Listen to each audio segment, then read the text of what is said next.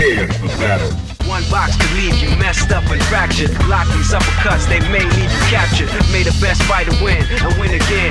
Battle to the top until his life ends. But if his life ends and he starts to decay, may one of his street soldiers avenge things. See you talking to the game, couldn't be talking to me. I got enough to beat and more soldiers to bury. You know we just clicked in and made you realize this game is twice as hard. You see that with your own eyes. You're on the way to choose your type of life, cause you gotta. I tell you from now, which fighter will be the hotter. I don't think you want this one. Just practice, just challenge me when you're ready with your tactics. High punch, spin kicks, watch your back split. I see you in the air when I make you backflip. Get it on down. Select to make your first pick. Get it on down. 10, 9, 8, 7, 6. Get it on down. Choose and pick the best one. Get it on down. 5, 4, 3, 2, 1. Get it on down. Select to make your first pick. Get it on down. 10, 9, 8, 7, 6. Get it on down. Choose and pick the best one. Get it on down. 5, 4, 3, 2, 1. Get it on down. Select to make your first pick. 10, 9, 8, 7, 6. Choose and pick the best one. 5, 4, 3, 2, 1. Select and make your first pick. 10, 9, 8, 7, 6. Choose and pick the best one. 5, 4, 3, 2, 1. One box could leave you messed up and fractured. Block these uppercuts, they may leave you captured. May the best fighter win and win again. Battle to the top until his life ends. But if his life ends and he starts to decay, may one of his street soldiers avenge things. See you talking to the game, couldn't be talking to me. I got enough to beat and more soldiers to bury. You know we just clicked in and made you realize this game is twice as hard. You see that with your own eyes. You're on the way to choose your type of life, cause you gotta. I tell you from now, which fighter will be the hotter. I don't think you want this one. Just practice, just challenge me when you're ready with your tactics. High punch, spin kicks, watch your back split. I see you in the air when I make you backflip. Get it on down. Select to make your first pick.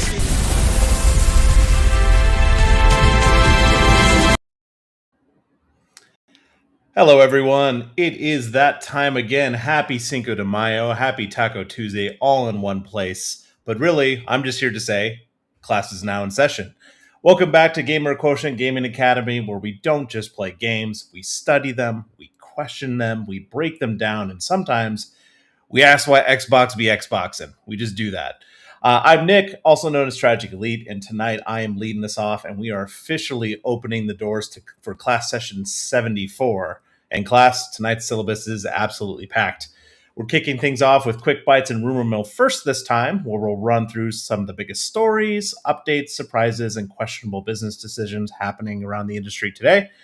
We've got Xbox leadership moves, Evo Japan announcements and reveals, Capcom teases, big sales milestones, and GameStop is making headlines again. A whole lot more too, but we're going to start there. Then we're loading up the memory card and taking a trip through this week in gaming history, Memory Card Chronicles, covering the week of May 3rd through May 9th. From browser game chaos to EVE Online, which is, spreadsheets in space, to stylish action games like Assault Spy. After that, handing it over to Oliver to jump in the watchdog. We'll be keeping out for games, the deals, and the value plays that deserve your attention. Then Ace takes us into the tech. We're back with Ace and the tech. I can't wait. Tonight, we're flipping the Battlefield action formula on its head with the reverse Muso. Fans of our podcast know that man is all about Muso, so let's hear what's going to be coming along with the reverse of that. We're going to be looking at how games like Attack on Titan 2 Final Battle turn the power fantasy into survival, pressure, and pure panic. And finally, Oliver will end up with the final boss this week. And we're talking about something every gamer and every person has to face. So, I don't do this alone. You know that yourselves. So let's bring in the rest of the cast here, the rest of the panel, and the rest of the faculty for the Gaming Academy.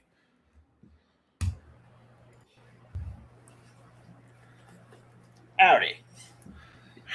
Hey, boys. Why, I got this. Oh, there we go. Well, I got to lead us off, but why don't you guys take a moment and introduce yourselves so everyone who's tuning in knows who we've got here tonight. Works for me. All right, shotgun as usual. For the folks that don't know me yet, allow me to reintroduce myself. They call me Blazing Ace Nelson, the man of muscles, mechs, and Muso. I am your professor of applied sciences here at the Academy. And if someone hollers enemy officer defeated, you know I'm nearby giving you the play-by-play. But I'm also here to, help educate folks not just on how you play through your games, but why certain things work the way they do. So if you want a little bit more of a intellectual look at muscle memory or anything like that, come talk to me. I'll help you out. What's the muscle memory on pulling into reverse when Lu Bu shows up? Is it immediate? 180. Like a pure 180 degrees worth of pants shitting fear. Starting strong. Oliver, how about you, man? Well, I tried to think of something witty to say this week, so instead I think I'll just break it down. So I'm Oliver. I'm the newest guy on the show. I have the least amount of tenure, right? Which means I'm the first motherfucker to get fired. I am a writer, author, husband, dad, game philosopher, genius, billionaire, playboy, philanthropist. Next. Yeah, can we get that all just a single plaque that goes on his desk? Like, bam, you're like, you're a billionaire? No, just in my dreams. No, Nope, it's play one on just the TV. title. You don't. Well, he may play one in a video game too. Let's be honest. Yeah, that's true. That's true. I did play the shit out of Avengers as Iron Man, so no, it works. There you go. Put that in the official Gamer Quotient resume for you. People will Put that be in so the next fucking one. mad. They'd be like, he hates these games that are fantastic, but he likes Avengers. Yes, I'm a simple he bitch. Okay, Man. I don't care. Always good to see Dandy in the chat as well, just calling out that he's gone. He's just gone. Full speed ahead. All right, GQ, I see you're running the chat today, but why don't you introduce yourself to the fans? Usually you're kicking this off. Tonight, taking a back seat, just making sure that everyone's doing their part as well. But if there is somebody that's gonna fire Oliver, that would be me, GQ Asian dude here at Gaming. So yeah, I wanted to gather all the greatest minds that I know in video gaming, entertainment / business / like information. So I've known. Nick for the longest time. I've known Ace for the longest time. Recently just met Oliver, but I feel like I've known him for so long because we have a lot in common. So it's pretty cool.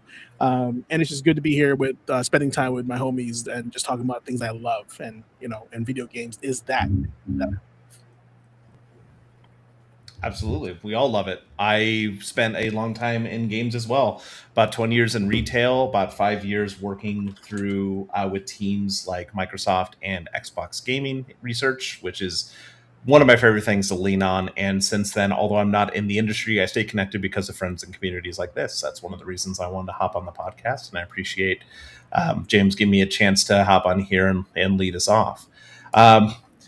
Can't wait for this show, guys. Thank you so much, again, letting me kick it off. But let's move into our first segment. Thanks to Oliver's recommendation, or let's give it a shot. Let's hop into the news first. Let's get everyone in those creative juices flowing before we hop into the memories this time around.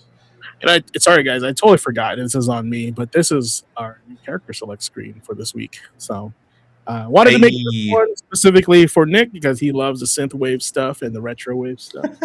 I do. I am very guilty of that. Like a lot of synthwave. I don't know if you saw. I think it. So what you're saying is synthwave is your Muso. No, it's Nice not. try, Ace. No, it's not. He said no. The way he stretched it out, no, sir, no, it's not. No. Muso, no. He hit me with the Bugs Bunny. No. I don't know if it was, speaking of synthwave, but was it the Devil May Cry Season 2 soundtrack was just announced or something like that, if I remember right?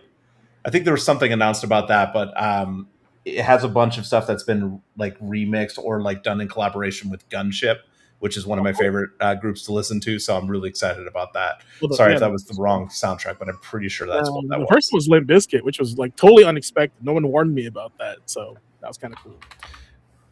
Very cool. Were they breaking stuff the entire time? No, but they were talking about what was the intro song that they kind of parodied? You guys remember? That was Roland, wasn't it? Yeah, it was Roland for sure. It was. All right, you know what else is rolling? This next segment with some quick buttons.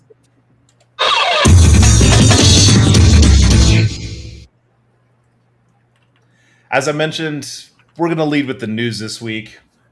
Quick Bites and Rumor Mill is the Gaming Academy's rapid-fire roundup of the biggest stories, updates, and whispers in the gaming world from this last week because An informed gamer can actually understand what is happening in the industry around us. So I will be leading this up as always. I'll run through the headlines. As always, feel free to hop on our Discord, share your news stories as well. I do pull from those. I do see them. I go through my own thing for sure, but it's always good to see when people are engaging with that content. So we'll drop the link in the Discord, or sorry, the link to the Discord in the chat throughout the show. Definitely join us. We love hearing from people in chat.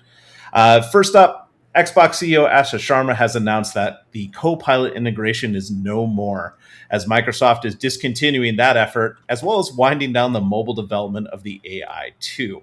Not only that, Asha Sharma did say that there was promotions for some of the current Xbox leadership team, and additional core AI folks have been shifted over to Xbox. So we've seen a lot of talent moving around in these last couple days. The goal is really to refocus Xbox back to more of an approachable platform and the people who use it. So again, this is another one of those ones we've been talking the last few weeks about Xbox and the changes. Another move where it seems like all the right things are happening, a refocusing on what makes Xbox good, not Microsoft gaming, as we know is no more. Guerrilla Games had held the first play test for Horizon Hunter's Gathering back in February, but now the team have shared that the next play test will be hosted this month. New heroes, new playable episode, and more will be available to testers on May 22nd to 23rd. Don't forget that if you do want to test that game or other PlayStation titles, you do have to register through the PlayStation beta program.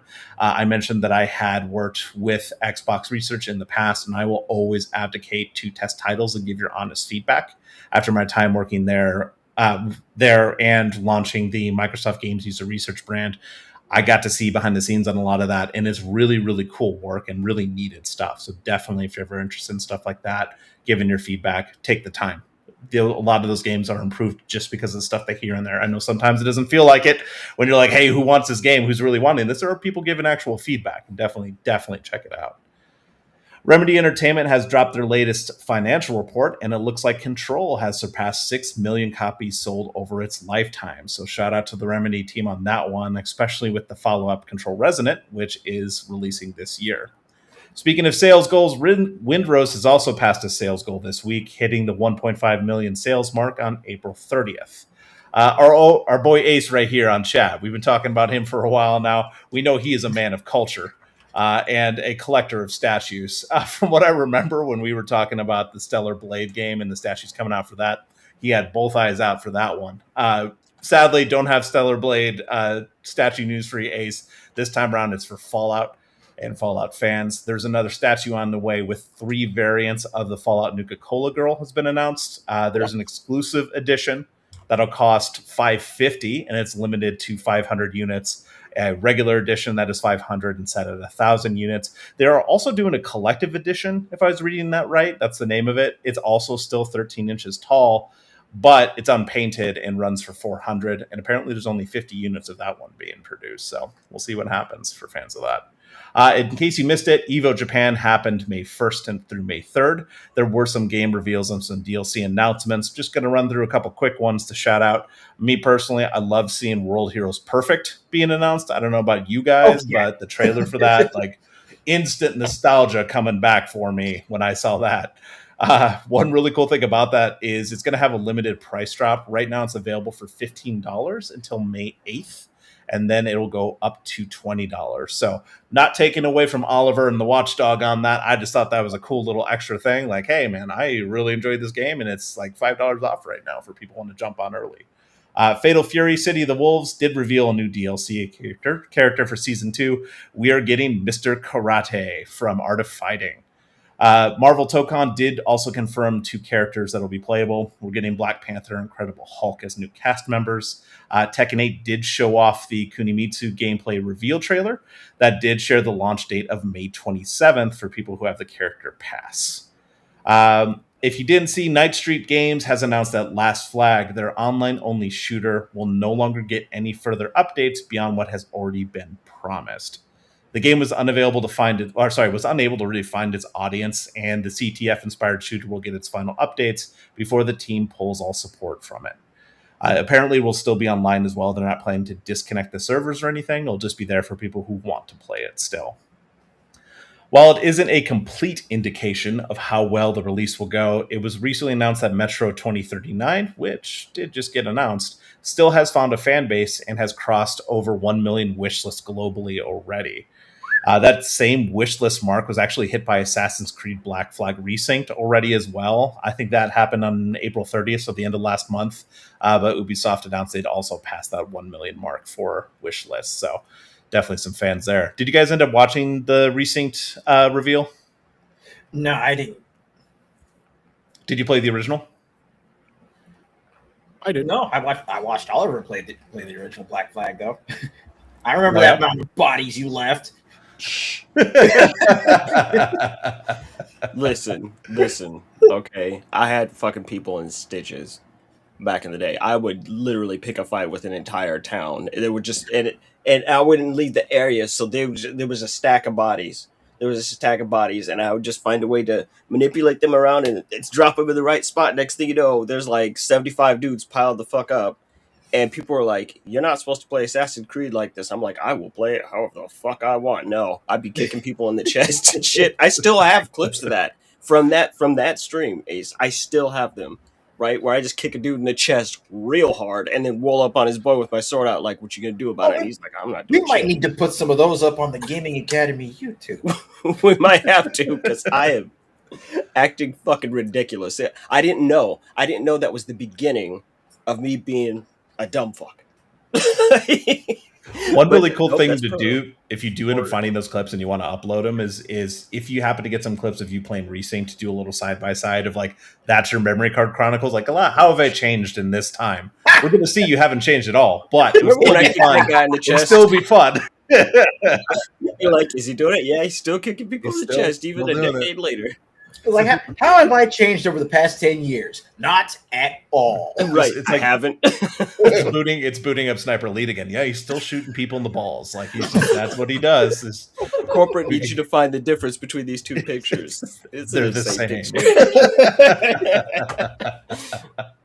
All right. Well, I appreciate it. I know so much more about that now. Now I have to find those clips.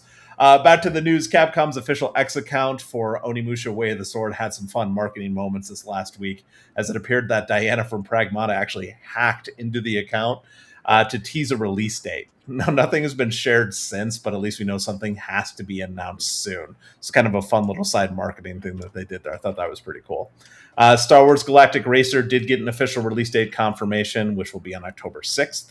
A 45-minute road to launch event video hit the waves online with YouTube. Bandai Namco and Rebel Wolves released a ton of gameplay and info on the Blood of the Dawnwalker game.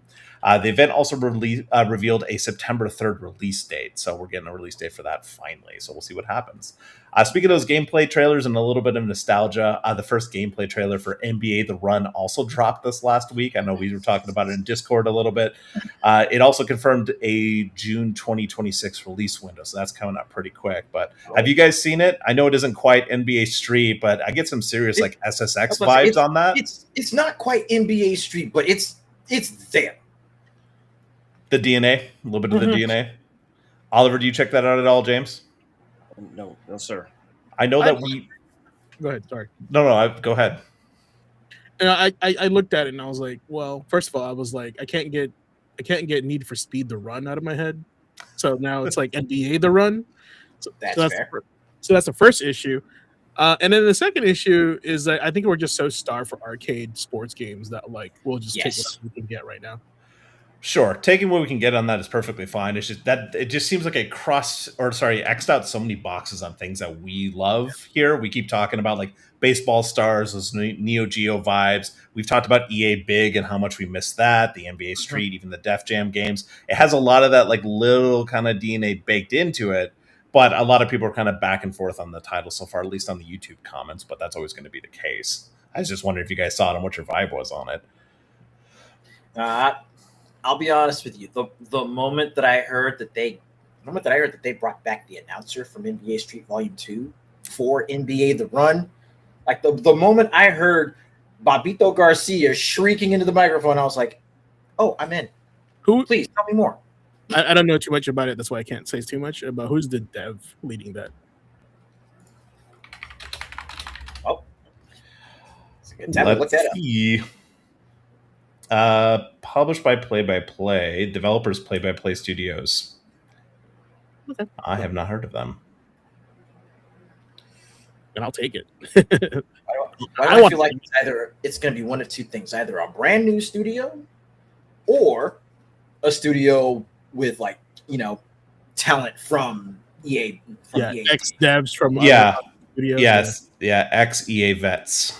Yeah. They had plans to revive the spirit of NBA Street, so looks like that was that game in that project. We'll see how it goes. Oh. In our last iteration of Quick Bites, I mentioned the fate of Wuchang Fallen Feather, the dev team. Well, after that dissolution, it looks like it isn't the end of the franchise, as Digital Bros has entered into an agreement to purchase the IP for over $4.5 million.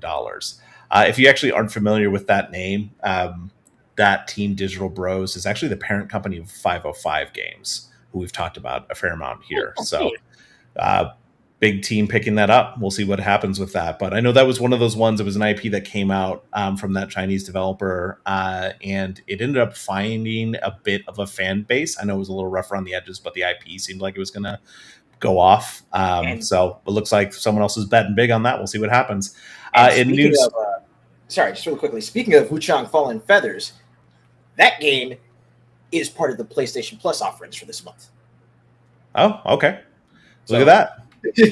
Ace just put a little Salt Bay in there at the end. It's like a little extra for you folks. In news broken by Deadline, it was revealed that a TV series for Rebellion's game Atomfall is in the works. The studio's founders will be the executive producers on the project, and they actually have gone on record to approve what the writers have come with so far. So at least that's a vote of confidence. But that's one more video game adaptation in production, folks. We'll see what happens. And oh boy, James, our old employer GameStop is back in the news. Chat, thanks to the headlines dropping about how the CEO, Ryan Cohen, has outlined his proposal to buy eBay, of all things, for $55 billion.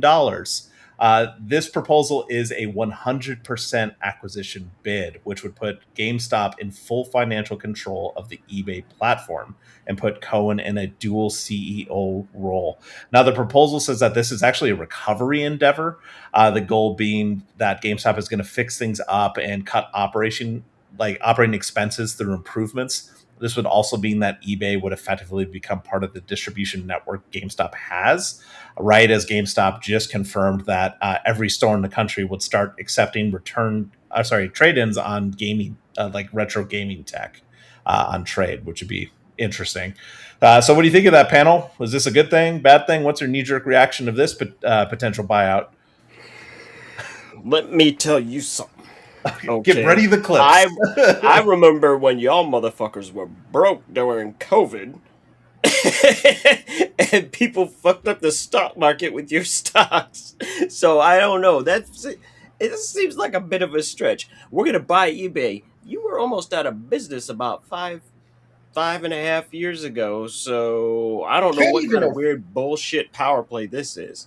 Can't even afford to give people decent pricing on trade-ins anyway.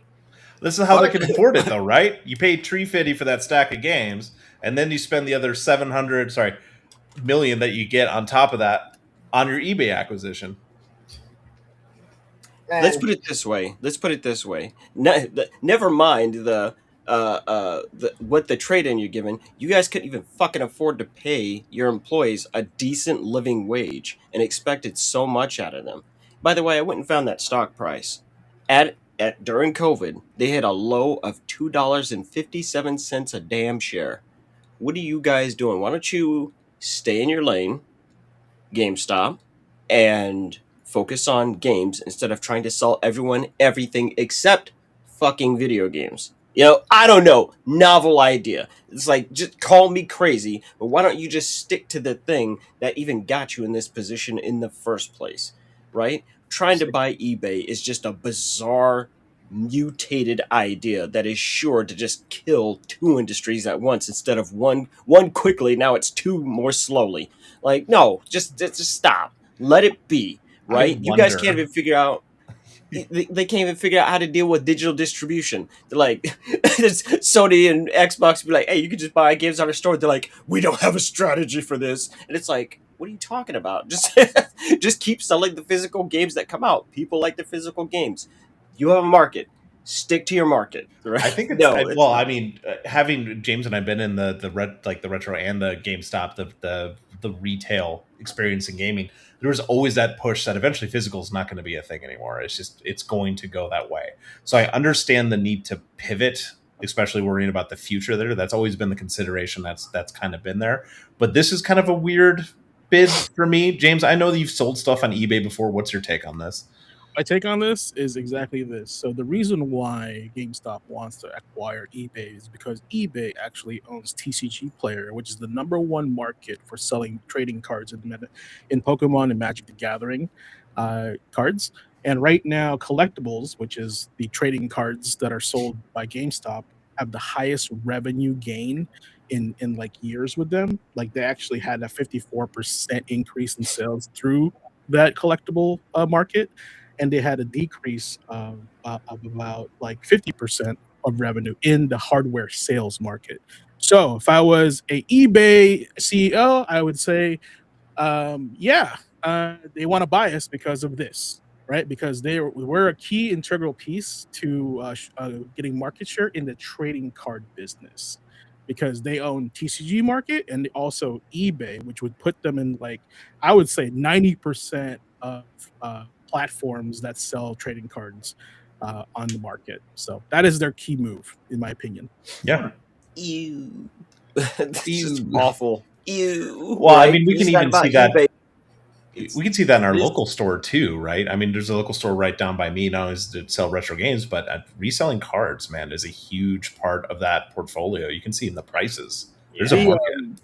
The idea of GameStop has now shifted to like just games in general. It's not video games anymore. Unfortunately, they have You saw it with ThinkGeek, right? When they bought ThinkGeek and tried to make stores out of that, like it became collectibles and merch and that kind of thing years ago. I was curious about this purchase because eBay is basically eclipsing GameStop by like 4 times on the stock market, right, on their pricing. But if you look at their numbers on revenue gain and losses, they lost on video games, but they gained on collectibles, which is the stock cards, cards and TCG. That was eBay. eBay grew on that, but lost on games. No, GameStop. Okay. Yeah, they're down 50% on hardware sales, but they're up 50% on collectibles, highest growth and margin driver. So they're seeing where the market's moving. Correct. So they're shifting from video games, honestly, to trading cards. We don't want that, but the CEO to keep the GameStops open, they want that. So it would make sense given their past and kind of shifts they've made before. I mean, some of the cards they decided to go into, some of the memberships they decided to sell in store were always like, why are they doing this kind of thing? I remember when we were still working there, I stopped working there in 2012, and there were still like decisions being made that just kind of baffled me back then. Remember when we started to get Zunes in, and then iPods, and then reselling those and other like media cubes? We had to lock them up on the little walls and the little like acrylic holders. We'll take even that weird Nokia cell phone. Engage. Yeah. Hey, you got the original Snake on your original Nokia, man. It's like being able to buy a PlayStation 4 that has PT demo on it still. Like, right? You got a backward compatible PS3. I get the market on that though, like being able to play all those games in one place, but still the fact that the market kind of demands that. Anyway, that was the main news. Little bit of rumor mill this week. Just going to sprinkle that in. As always, take this as a grain of salt. We're just here to talk about some of the whispers that are happening to maybe spark a little bit of a talk about it, or just kind of see what kind of stuff is moving behind the scenes. In a slightly different tick this way, what I'm going to do is actually talk about something that's happening right now. Let's talk about user X Jonathan on XCancel. Earlier today, he actually leaked an image of the Assassin's Creed Invictus gameplay, the early alpha build. With that early alpha, just as always to state, that is very clearly not a finished project, but that was something that was leaked. However, Ubisoft's AC Twitter account was quick to point out that, quote, this might have started as an image from a private test, but it's been heavily altered, most probably with AI, unquote. This created a bit of a blowback on the leaker, who did confirm they did use AI on the image, but only to, quote, remove the watermark and improve the image quality. as well as changing the costume color. Obviously, this set the Gaming Leak subreddit like on fire on this leaker. That this whole saga has just been a thing back and forth all day. It's made that leaker look really bad. Not to be outdone by that, a few hours ago, X Jonathan then leaked a bunch of other information, like dumping screenshots online, including screenshots of the Blood West Scavengers DLC, an unreleased game called Rock Beats, and seemingly a brand new Worms game that's in development as well was leaked in the images. Yeah. So if you go on the Gaming Leaks and Rumors subreddit, you can see a lot of people flaming this dude, but then a bunch of content just falling, and people are like, what the hell is this going on right now? So a whole bunch of like drama saga stuff happening in the rumor mill this week, but all kind of around one guy, and it started with Assassin's Creed. According to MPFirst.com, NetherRealm Studios is reportedly working on Injustice 3. Now, this news is pulled from resume listings from an artist at WB Games, which includes the sequel to Hogwarts Legacy. This also seems tied to comments Ed Boon made in 2022 about returning to the Injustice series, so it might have lined up. So I don't know if you guys are fans of the Injustice series or them kind of returning to it. What do you make of that one?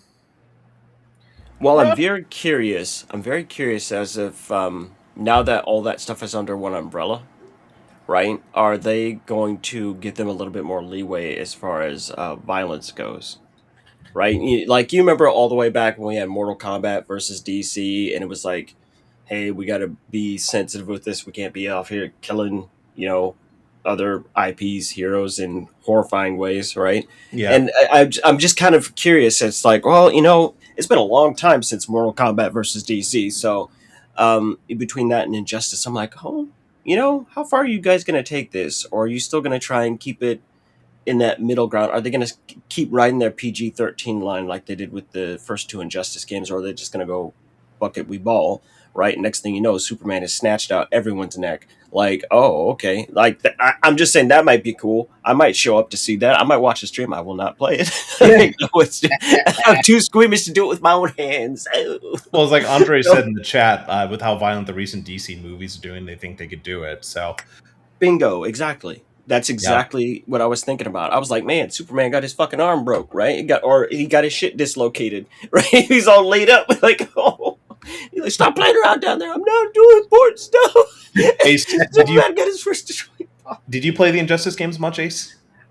Yeah, actually, I forget whether it was during a sale or when they were on PlayStation Plus, but I've literally got like the complete editions for both Injustice 1 and 2. No, it was during a sale when they were both up for like, I think it was like $40 for both games.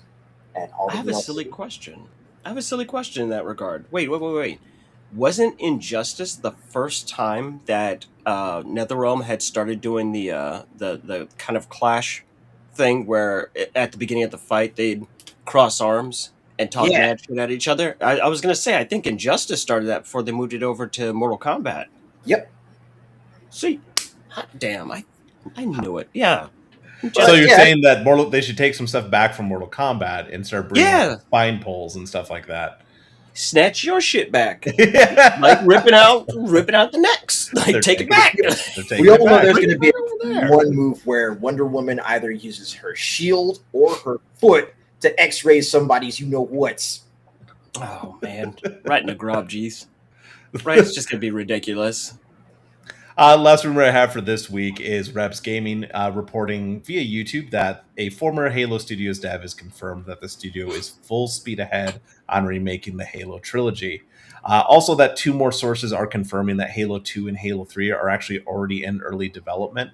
Apparently, in addition to that, one of Reps Gaming's verified sources shared that the trilogy remakes are happening regardless of how well Campaign Evolved does. So that's an interesting little tidbit at the end. If that ends up being true, this source apparently was verified ahead of time, so someone who had worked there.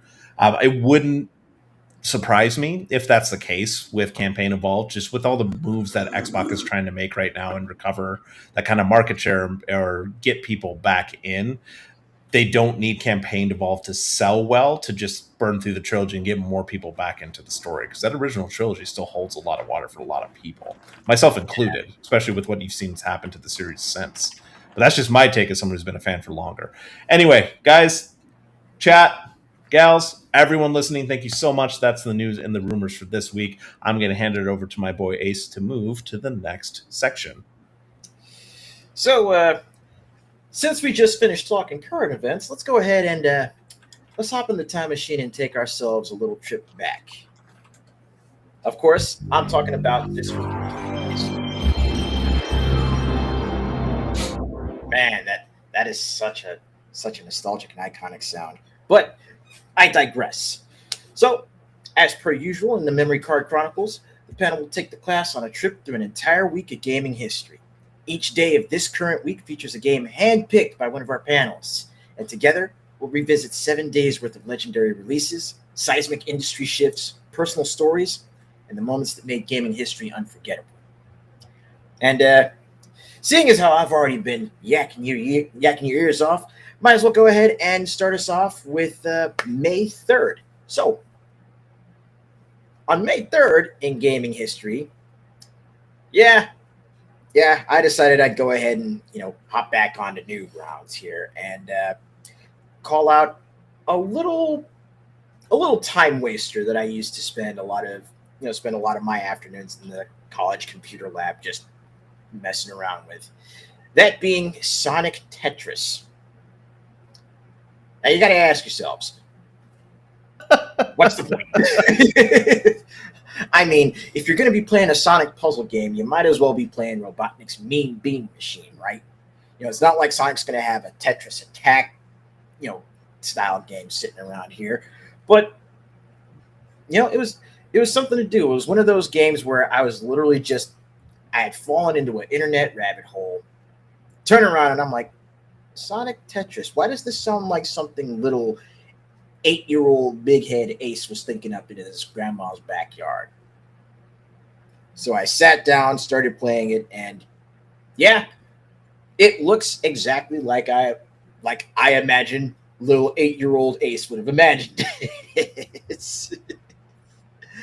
It was a time. 2006 was definitely a time. Of course, this was also the same year that God Hand came out, so all the weird shit was hit.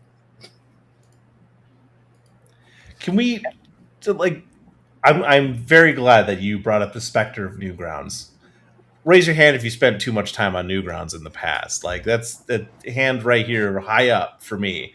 I can't say that I was playing games like Sonic Tetris, however. But I mean, it's Newgrounds. That out of all the different websites that I would imagine that have that kind of nostalgic pull on folks that visited them regularly, the two that immediately come to mind are Newgrounds and the Anime Web Turnpike. So Sonic Tetris on Newgrounds is what you said, right? Was that Tetris made in Flash in 2006? Mm-hmm. Okay. It was Tetris made in Flash in 2006, and the only thing that made it Sonic was the simple fact that each of the pieces were instead replaced with repeating little icons of the different enemies from Sonic the Hedgehog. It is a trip, dude, to go onto Newgrounds, looking this up after you mentioning it, and just seeing reviews from 2017, 2010, 2009, 2008, all the way back to launch at 2006, and just seeing people's response to it. And it goes from it's Tetris made on Flash in 2006. It shouldn't be that bad, right? Well, it is. To the first few people be 5 stars, sweet, this game is awesome, it's some good Tetris. How times have changed when you get that lens, man. When you're going back, you're like, wow, I used to spend so much time in this. Love this. Yikes. A whole lot of yikes. I feel that way about a lot of dating sims on Newgrounds that I played when I probably shouldn't have been playing them.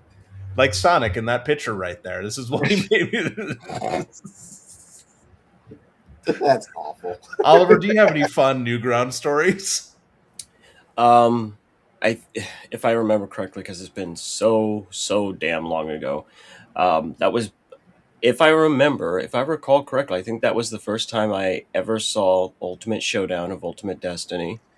I remember being there when Binding of Isaac was such a tiny, tiny idea, right? And Bro. you like, if we're Bro. really gonna pull deep and hard on this one, right? Like, wait, I guess I have to slow down because there are whole homies that don't remember.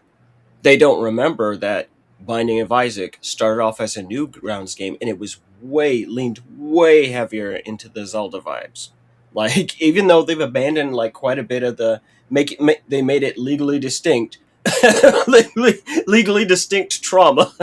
They no, the UI was really, really, really Legend of Zelda with shit like poop. Like the fact that for them to start there using these aspects as this let's call it a satire of Legend of Zelda, and then remembering all the stuff they went through, and they finally got that game onto the 3DS years later. That's kind of a trip to think about, to go, wow, at no point Nintendo sued you like whatsoever. That's actually impressive.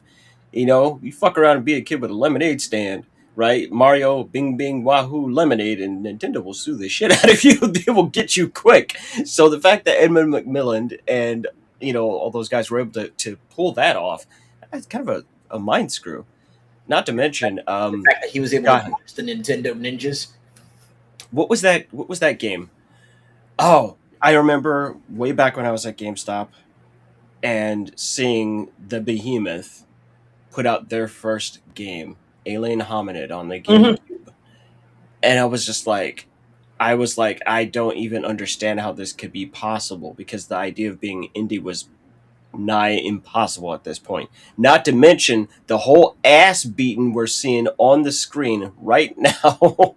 That, like, I cannot remember who did this, right? But I remember Ryu and Scorpion going at it through that whole animation. God, what an epic fight!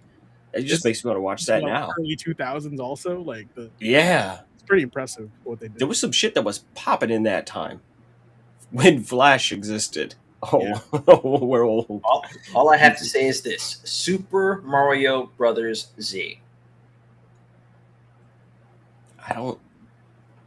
Wait. He No, made his no. brain stop there for a moment. Right, because when you said Super Mario Brothers Z, that was making me think about the guy that was doing that stuff where he had a bunch of other game characters go into basic Super Mario Brothers, and so Ryu from Ninja Gaiden was in Super Mario Brothers, but the Ninja Gaiden 2 version, so all his skills came with him. You could climb blocks and you could do all kinds of weird, historically game breaking type shit with these characters. And it was just like, oh wow. Again, it was another one of those, man, can't wait till Nintendo sues the shit. They never happened. It just never happened. Like, Nintendo didn't care as much in those days, where they're like, well, it is what it is. Am I thinking about the same thing, Ace? Even he doesn't know. He's like, I don't know. I don't know. It's crazy to think too, how many weird internet moments that I experienced on Newgrounds, and then going, and you can look up a list of games that got their start, like web games that started on Newgrounds that eventually became full-fledged games, like Alien Hominid. I completely forgot that started off on the web. And a lot of those creators went on to create tons of games that we're really, really familiar with. So just, I guess, never forget your roots too. I mean, I remember playing Speedrunners. Speedrunners was released on Newgrounds back in 2011. Before that came out to consoles. Just check out that list sometime. It's crazy. Just some of the stuff that we played that kind of had these humble beginnings, right next to a bunch of games that we definitely should not have been playing. You can also look up a list of Newgrounds games you should play before you die, and it's a lot of stuff that's like, oh, okay, maybe I shouldn't be playing this, or maybe I should have incognito mode on.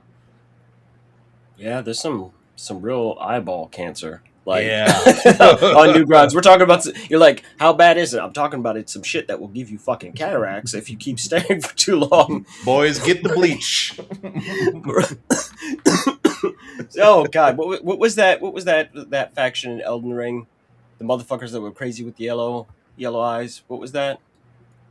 I cannot remember. Shit. Yeah, help us out. Yeah, chat, help us out here. Who is it? With the frenzy. right, with the fucked up eyeballs. Shigiri grapes and shit. All I'm saying is it'll make you fucking crazy like Elden Ring. That's really it. Like, no, It'll give you eyes on the inside. Real Bloodborne hours, man. You're gonna fuck around, and then you see something on Newgrounds, and it's Cthulhu. It's like, look, it's like Bird Box. Okay, some of Newgrounds is okay. Sometimes it's okay to open your fucking eyes, but then other times you look at Newgrounds, and it is going to fuck your shit up. It's like that game Look Outside. Don't do it. Like, no, don't go look. You will fucking mutate into something horrifying, and you cannot change back. Like, it's done. You don't get to watch Netflix anymore. It's fucking over. You won't have hands. You'll have tentacles. You can't ever play no video game again after you see some shit on Newgrounds. So, word to the wise: watch what you're watching. You're like, wait, how do I do that? Shut up and stop asking questions. Just know that there's some dangerous shit. There are some cognito hazards. Okay, that's what I'm talking about. Oh, your discretion is advised. Ooh, boy, Newgrounds was definitely early dark web stuff for sure. Yeah, it was. Well, in the meantime, moving it over to the 4th. Oliver is me. As the king of corny, considering where I live, I am actually straight off the cob, and I get to be the guy that makes all the May the 4th jokes. But I'm not actually going to make any jokes. It's better to acknowledge that I can make the joke than make the joke, right? It's more clever. It's more suave. So, on this day, in 2005, sorry. This is actually a day of pretty big significance for me on multiple levels. So not only was I working at GameStop that day that this released, this is so far back in time that it's going to weird people out when I say it, but this game came out before the fucking movie came out. Yeah, so this is like spoiler alert the game. It's called Don't Fucking Buy the Star Wars game. If you're like, oh boy, I can't wait to go see Revenge of the Sith, I'm going to play the Star Wars game. How about you fucking don't and watch the movie second? So Star Wars Episode 3 came out May 19th of 2005, but the game came out May 4th of 2005. And it really... it did the damn thing. Like, it's like, oh, maybe they'll cut this. No, they didn't cut shit. It's the story. And everyone was like, this is really weird. Why would you do that? Aren't you going to eat into your own self? Nobody cared. Nobody cared whatsoever. Now, for the personal anecdote of why this is so big, this was like kind of the end of the high point for me as far as working in the retail level of video games, and I've been with my wife, who I've been with now for 21 years. We haven't even been dating for a month at this point in history. Like, we just gotten together because her birthday was just a few days before Revenge of the Sith releasing, and she was like the biggest Star Wars fan of all time. Right? Like, no, she was turbo into that. And so that was like the first movie I ever took her to see as well. So Star Wars has permeated, and I don't get to use that word often. It has permeated our relationship all the way through. Also, because I know Ryan's going to show up at some point, hopefully, because he always tunes into the show. He loves my Palpatine impressions. He just loses his fucking mind every time I'm saying Palpatine shit. So, we're gonna move over to let's see, what day do we have next? Oh yes, May 5th, and we're gonna have a little back and forth on that. So as we jump over to 5/5, something that came out today, I'm just gonna say to Ace, do it.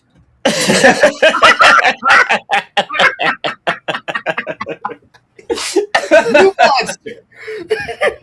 Do it. No, let me rephrase that. You fucking deviant. Like, you weird fucking degenerate. Like, yeah, that's me. So look, today is a day of coincidences. Not only is it, Cinco de Mayo, but this is also a Cinco de Mayo that falls on a Taco Tuesday. And on said Taco Tuesday, Fuck, he's right. that right there, That's incredible. That's it. That's the clip right there, baby. I was like, wait a minute, son of a bitch, he's right. What an amazing, like, it's like a fucking eclipse, man. Like, holy shit. am I out of line? But I'm right. Mayo on Taco Tuesday? That's incredible, right? Yep. It's like, how much do they cost at that point? Like, how many solar revolutions do we need to go through before everything aligns exactly for that to happen, right? Someone's gonna do the math. Like, statistically, how many Taco Tuesdays and Cinco de Mayos align? Oh, I'm gonna go ask AI. Mm-hmm. It's gonna be great. It's gonna be great. I will await the report. But before we get too much further into, stellar coincidences, let's talk about a pretty freaking stellar early access title. Now look, when Dead is Disco, when the demo dropped for this thing, both Oliver and I were already losing our minds. Oh, and here we are checking out the fight with the Prophet. You are seeing the words on the screen right now. You are literally seeing the lyrics that he is spitting, the bars that he is literally spitting at you can do damage, along with, the cars on the freaking street. But I sat down to start playing this earlier, and the first boss that I took on was the one from the demo, Hemlock, and it was Maniac. It was beautiful. But then I decided to take on the Prophet next, and I was not expecting any of what happened. Like I thought I was like it felt like I was fighting a mix between Busta Rhymes and Fat Joe. That I also grabbed this, but I haven't gotten a chance to play it yet, so I'll be streaming it after our show is up and over. Obviously, when that demo dropped, everything stopped, right? Like, I feel like all of life just came to a grinding halt real quick because I didn't realize this is exactly what I needed. One of my favorite combat systems. And then this to me feels like an evolution of Busta Groove from way back in the day. Not Busta Move, but Busta Groove. A little known music franchise that is almost in its own sense a fighting game, but you're dancing. It's very obscure. And one of the things that I wanted to do was I was with the custom playlist and everything, I was going to import all the music from Busta Groove 1 and 2 into Deadass Disco. Right? Why not? No, look, listen, because here's the thing, and this is one thing that Jagos actually had mentioned a lot over the course of my stream as I've been playing it. This is Arkham Step Mania. Oh, and then it gave forgot about Beatmania. And then it gave me an idea. Why not import DDR tracks into this? Why not use the Beatmania controller to play this game? Do it. Give me that turntable and 8-button setup. Right? Some lunatic is gonna fucking do it too. That would be so sick. And look, hey, I'm not a creator. I'm not a hater. I just crush a lot. But each of the boss, like when you actually get to fighting the bosses themselves in this game, these are set pieces that, like, I'm not gonna lie, these are set piece battles that rival the boss fights that I've come across in Grand Blue Fantasy Relink. They rival the boss fights. Hell, they rival the icon boss fights in Final Fantasy 16. And all of it, like the music that actually accompanies the bosses themselves, is like the original soundtrack in this game is fantastic. It's a bold move to make a music-based game these days, because it just kind of, it doesn't tend to go well. Like, look at Hi-Fi Rush. People loved it, but I mean, they ended up shit-canning that entire studio. even though it was the thing, I couldn't stand Hi-Fi Rush. And when I saw Dead as Disco, I expected more of that, and I was like, "Oh God, this is not even. These guys aren't even close. They're not even near the same. They're not. They're not in the same ballpark. They're not in the same stadium. It's not even the same fucking sport.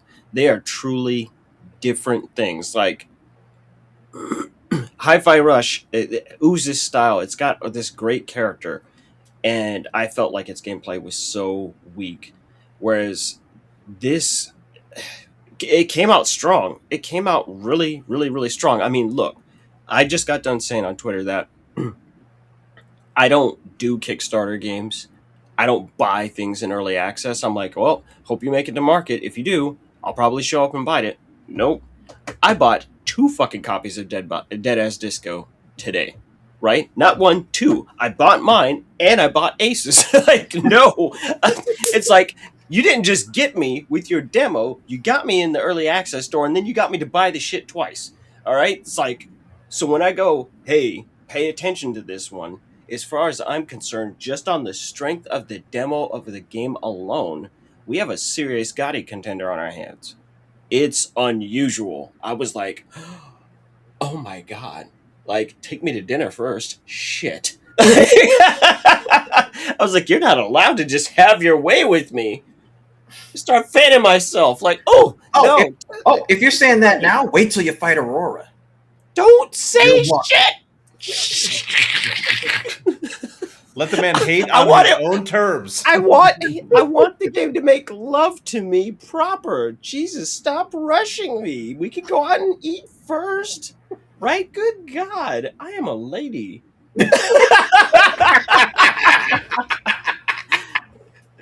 Comport yourself accordingly, mister. Well, let's take that topic and completely switch gears for the next day for what I'm talking about, because it is not that game at all. It is Excel in space, my friends. 5-6. Let's talk about EVE Online. For years, this game was that sci-fi MMO that was labeled as spreadsheets in space. Players who really, like, honestly, I'll be honest, like, players who took the trading of business aspect of this game, like, even slightly seriously, did have to rely on cheats to, like, manage their game experience happening, and so many little details and little factors that you could use that would help you play that game and actually, like, make money out of it. Also, honestly, the early UI left a little bit to be desired. So much so that in 2023, if you didn't know, Microsoft actually created an actual Excel plugin for the game. After all those years of comments about it, Microsoft's like, all right, fam, here you go. Here's Excel for your game in space. Really why I wanted to highlight this one, I only played it a little bit back in the day because I love sci-fi stuff, so I had to give it a shot. I also played a lot of Freelancer. I've said that before on this pod. I just really enjoyed that sense of freedom of being able to play the game like you want to.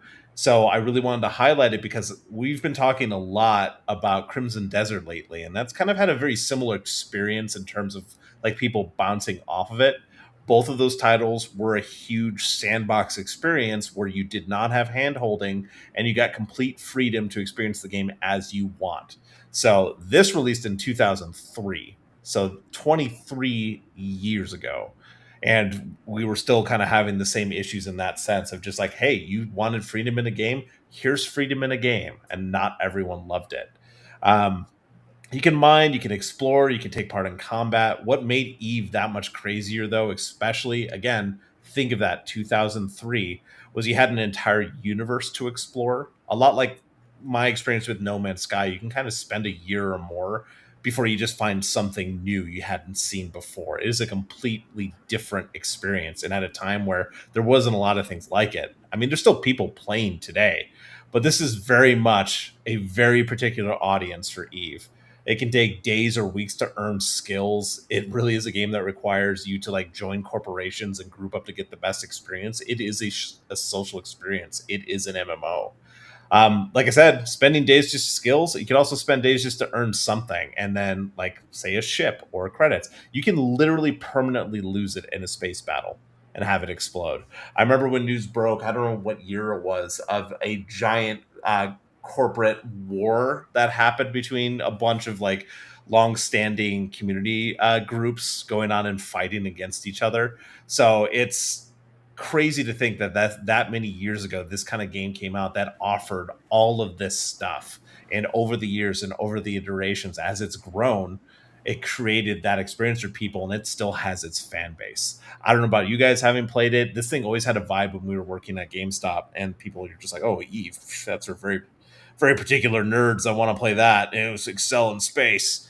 But you can't deny that it gave a very unique experience to people playing the game. It's massive, even today. I just remember when that fucking heist went down.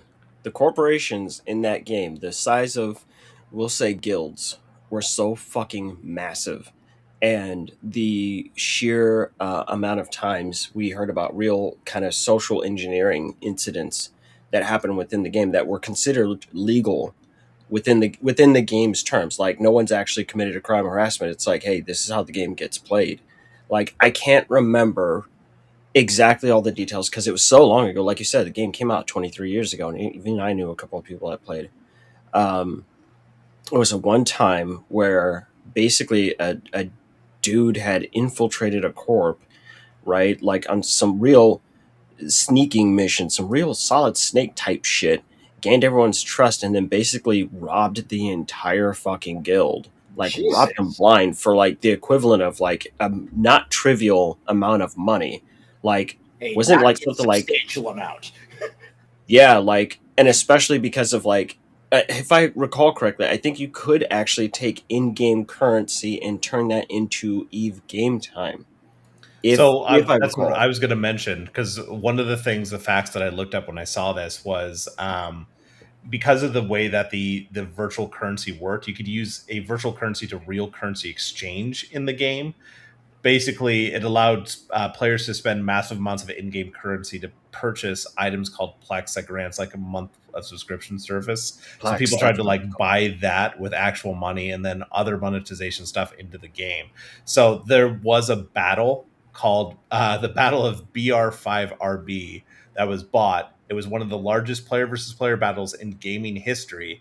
The in-game cost of the losses totaled in estimated real world value was $300,000 to $330,000. Good Lord. Of content lost in that battle. Because when you lose shit, you lose big in EVE, right? Like, it's not small. Like what I cannot. There's so many little details about it because I didn't play it as extensively. But like the biggest ships in that game are. It costs real scratch, and to lose one was like an actual devastating loss if this corporation existed outside of the game. Like, no, it was crazy. And the things that they've done with EVE over time, the amount of tech that has grown in video games because of EVE is just beyond staggering. Beyond staggering. God, I remember when they were showing like this incredibly real cloth simulation, like real pioneering shit that they were going to do, because in early EVE, people didn't have full body avatars, right? So it was like you were your ship. That was basically the score. And eventually, like, they came around to an update of that was just called walking in stations, as in people could get off their fucking ship. And it took years before it came in, but they were like, oh, we're working on this whole system to let you guys actually have avatars and design what your character really looks like. And so they were doing like all this massive behind the scenes work. It was just a very weird time, but they ended up pushing for a great deal of cloth simulation that now exists in games because of EVE. Yeah, Weird but true. I had to look this up. Apparently, it was 7,548 unique characters with 717 unique player corporations and 55 unique player alliances that took part in just that one bloodbath. The ISK loss, which is the in-game currency, the total loss of that, so that real world value of like 300,000 was 11 trillion ISK. Like, that's how much stuff is. It's insane. I want to see if anyone uploaded that. That kind of reminds me of learning about Final Fantasy Online and learning about those raids that took days to do. This is the same kind of thing where you're just like, when was this happening? What year was this? How were people experiencing this in games? It's just a crazy thing to look back on and realize that people were experiencing it. That's one of the reasons I wanted to highlight this game. It's like there's so many weird things out there that you will never experience unless you get out of your comfort zone when it comes to gaming. I had to when I was working in retail because I had to learn about other games in order to sell well, right? But then that's how I found my passion about other things and trying different games out and new genres that I wouldn't have given the time of day because, what was I playing? Like point and click adventure games and RTS. I played Command and Conquer Red Alert. That's like all I did for a while there when I was a kid. Had to get out of that comfort zone. Did you play Renegades? I just kind of checked the history of the heist, and basically there's been like 5 or 6 major heists in EVE Online history.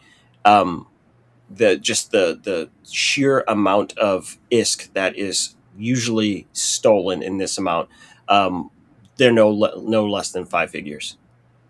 Like all of them are at least $20,000 equivalent in real money.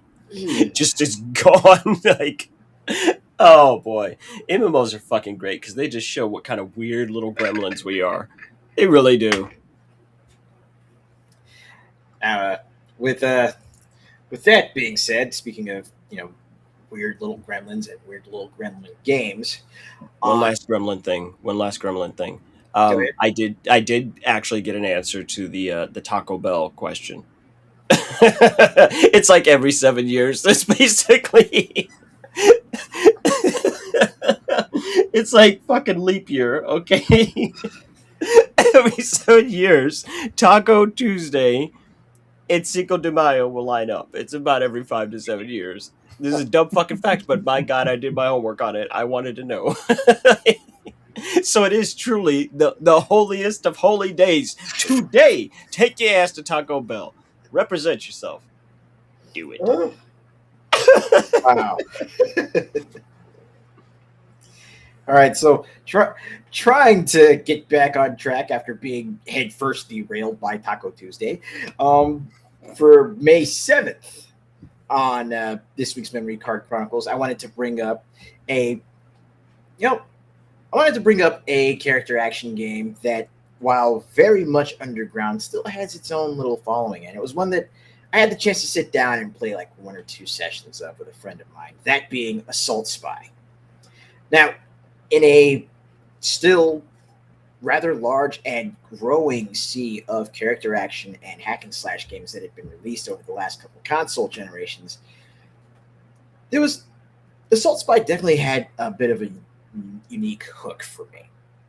Largely, it was very anime, and your main protagonist, his main weapon is a briefcase. That man fighting a cell phone?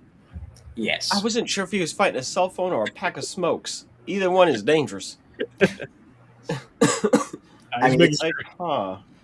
It's like equal parts Devil May Cry, equal parts The Matrix, with some little tidbits of, well, I know what it reminds me of. It literally gave me vibes of, Devil May Cry and The Matrix, and I didn't play this back in 2006 when it released, but I did play it after I had already sat down to play Scarlet Nexus, and all 3 of those games very much felt like, okay, this is why Assault Spy had such a vibe for me. Anime. Yep. The last time I saw a motherfucker this deadly with a briefcase, it was Hitman, and you weren't getting away from that briefcase, right? You would just throw that, and it was going to come after you. It's going to follow you like a church sermon. Wait, what was the? Yeah, no. Dante actually had a briefcase weapon in, I think it was DMC4. It's a Pandora box. Bingo. I don't know if it is the anime style specifically. It kind of reminds me a little bit more of like Persona that we saw. Yeah. Well, the character design of Persona, there's a little bit No More Heroes in the, a little bit of Mad World in it. It's a little bit of everything. But it's definitely one that I, once I finish running through the slate of games that has been coming out recently that I want to go hands on with, I definitely do intend on sitting down to actually revisit Assault Spy because it honestly it just looks like a lot of fun. And it doesn't. Well, it is a lot of fun, and it doesn't take itself seriously. I hope not. That's a really important trait. Yeah. Like some games have to be serious, right? And that's part of the charm. And sometimes the dumbest fucking shit you've ever seen in your life is the thing that we needed the most. Just absolute tomfoolery. Which is why, again, we were talking about Newgrounds earlier. Right. Bingo. Why we were talking about Nice. why I mentioned Barkley Shut Up and Jam. I was gonna say, dude, there's so many games now. We've opened up that Pandora's box. Like, I'm sitting here just thinking about like some of my tasting games might have been influenced by some of the stuff I played on Newgrounds. Sometimes a little cataracts is okay. Yeah. Just a Sometimes- little bit Yeah. minor eye loss. Staying up a little bit too late playing games on Newgrounds. So this for what is this 5-6 or am I just losing track of time? No, 5-8. Sorry. I'm off it. I'm off it today. I didn't get as much sleep as I would like. But the game that we're going to talk about, it's not about the game. Oddly enough, so the game for today is Self Factor Revolution, but that is not going to be the main point of the discussion. So this is a basically just an arena game, right? It's nothing big, so to speak, nothing major. But as an FPS, what the whole reason it's notable is that the company that made this game, Self Factor Revolution, it was specifically made as a tech demo for AGEA and their new physics system that had a whole separate processor just to handle the physics in a game and to offload that from the CPU. Now this is back in 2008, right? Or excuse me, 2007. Is back in 2007. No one was doing anything like this, and so obviously, on top of having two fucking guns here, everyone was basically had psychic powers, and you could really be just chucking all kinds of nonsense around, Force style, right? Force Unleashed style. Think kind of like that. This was such a huge deal, and some of you guys are so young that at this point in history, you would have your video card in your machine as you would, right? You're familiar with that. No, the PhysX system was a separate card. You needed to have that installed alongside your video card to even have any of this work, right? This is back when SLI and all that kind of stuff was still as it was, as older people understand it. But this got NVIDIA's attention in a big way. So now every video card you buy from NVIDIA already has PhysX on it. It's just a part of its architecture, right? Therefore, making the physics card in and of itself completely redundant, right? It's like, well, no. And basically, like, the long story short is that NVIDIA looked over that and was like, that's fucking neat. I'll buy that. Like, oh, okay. And, PhysX cards went off the market. So if you can find one, I mean, it's going to be pretty rare. And there were 2 Self Factor games, but they were just made to showcase specifically exactly what you see on screen, right? The amount of work just making physics work in a game is it's not trivial. It's that we kind of take for granted these days, I think. Yeah, I mean, it kind And of. that guy's just pissing on Lego. Yeah. I was gonna say, first off, thank you, Grandpa, for getting Pee-pop me the shit out of you. Yeah, pee-pop. You pee-popped so hard there. I immediately was just like, I'm tired, Grandpa. You said, fuck it, I'm going to go to sleep. It's too damn bad. It kind of reminds me of having to get like a Sound Blaster card when you were bringing that up, and like I wouldn't integrate properly and things sounded off. I had to look up video games using PhysX specifically, just for people in chat, just like, oh, how does it connect to the games that I have? Some of the bangers that PhysX has touched, besides America's Army, of course, Black Flag, which we've talked about, Unity, Blur, Borderlands 2, The Bourne Conspiracy game that came out, City of Heroes, Dark Sector, Dark Void, Darkest of Days, Deep Black. EverQuest Next actually used it. I remember Hawken used it as well. But there's just a ton of games that were tied to this, including Witcher 3, Wild Hunt. So cool, PhysX, man. Kind of crazy to think about all the things you used to have to buy as like extras to really get your computer to play the games you wanted to play back in the day. Now, just the minor personal anecdote on that. So the only reason I know it personally is because my brother was really, really, really, really big into computers at this point, and he would build the most ridiculous fucking machines you've ever seen. I'm talking, he built a machine that was half my height, and before anybody says that's not that tall, kiss my ass. But he would build the biggest, craziest machines, and he ended up getting a PhysX card because I showed, he was a real graphics junkie. And so when I showed him this stuff, he was like, oh, I got to have that, and put that in there. And he would build the craziest shit with all kinds of water cooling and temperature readouts and blah, blah, blah, blah. I'm talking, he built a machine that would have easily lasted into 2015 to play City of Heroes. So here's a BFG branded PhysX card from back then. That is the exact card he had. Look at that. Yep. Just a giant heat sink. Yeah, that's most of it right there. It's just the heatsink on it. Man, I love the fact you also have like no plugins at all. This thing was just in your machine for a specific reason.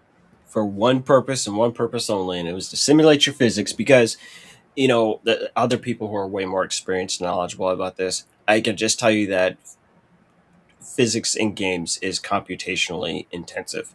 It's really, really, really hard on things. And so to have the idea of have an entirely separate system to offload that onto, I mean, God, we're still back in a time period, just for a sake of example, multi-core processors are still very, very new at this point in time, right? It's like, what? It's like, yeah, like the Intel Core 2 Duo, that only had been out for a little bit. Like, I want to say maybe 2 years. That's really... Like, oof. Yeah, no, I found it. Yes.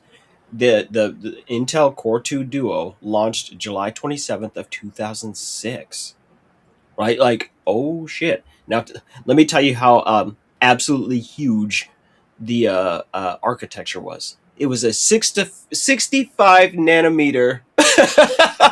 like compared to the shit we see on a phone, 65 nanometers. That might as well be the Big Bertha of chipsets. All right, it was not Little Debbie. It was Big Deborah.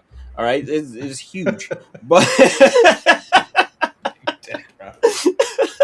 no, it's just a massive deal. So coming around here to the next day, what we do have is a tragedy. We're going to end this week tragically, right? We started off good, and it's just going to end shitty. Now, some people have no clue who Red Octane is. Red Octane was essentially a third-party, accessory manufacturer, more or less. Like, I'm kind of just going to gloss over it briefly. But if we couldn't have the, again, tragedy that we have today without Red Octane, because... I'm trying to think of a way to explain this cleanly.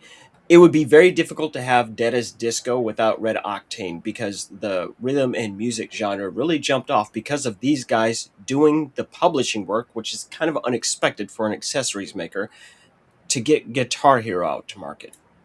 And on this day in history, Activision purchases Red Octane after Guitar Hero blows up in a huge way. Everyone's attention was got by Guitar Hero. I mean, it's we can literally go, hey, this is genre defining. And then Activision promptly fucking murders Guitar Hero with absolute market saturation. Like, if you look up the SKUs for Guitar Hero and other, just like between them and Rock Band, oh no, I've never seen a product killed so fast by just flooding people with it. It was some real open up, you're gonna eat your supper, like Homer in hell being force fed donuts kind of shit. Like, just oh my god, this is the worst thing I've ever seen in my life. Let But me for a help you hot with second, that for your point.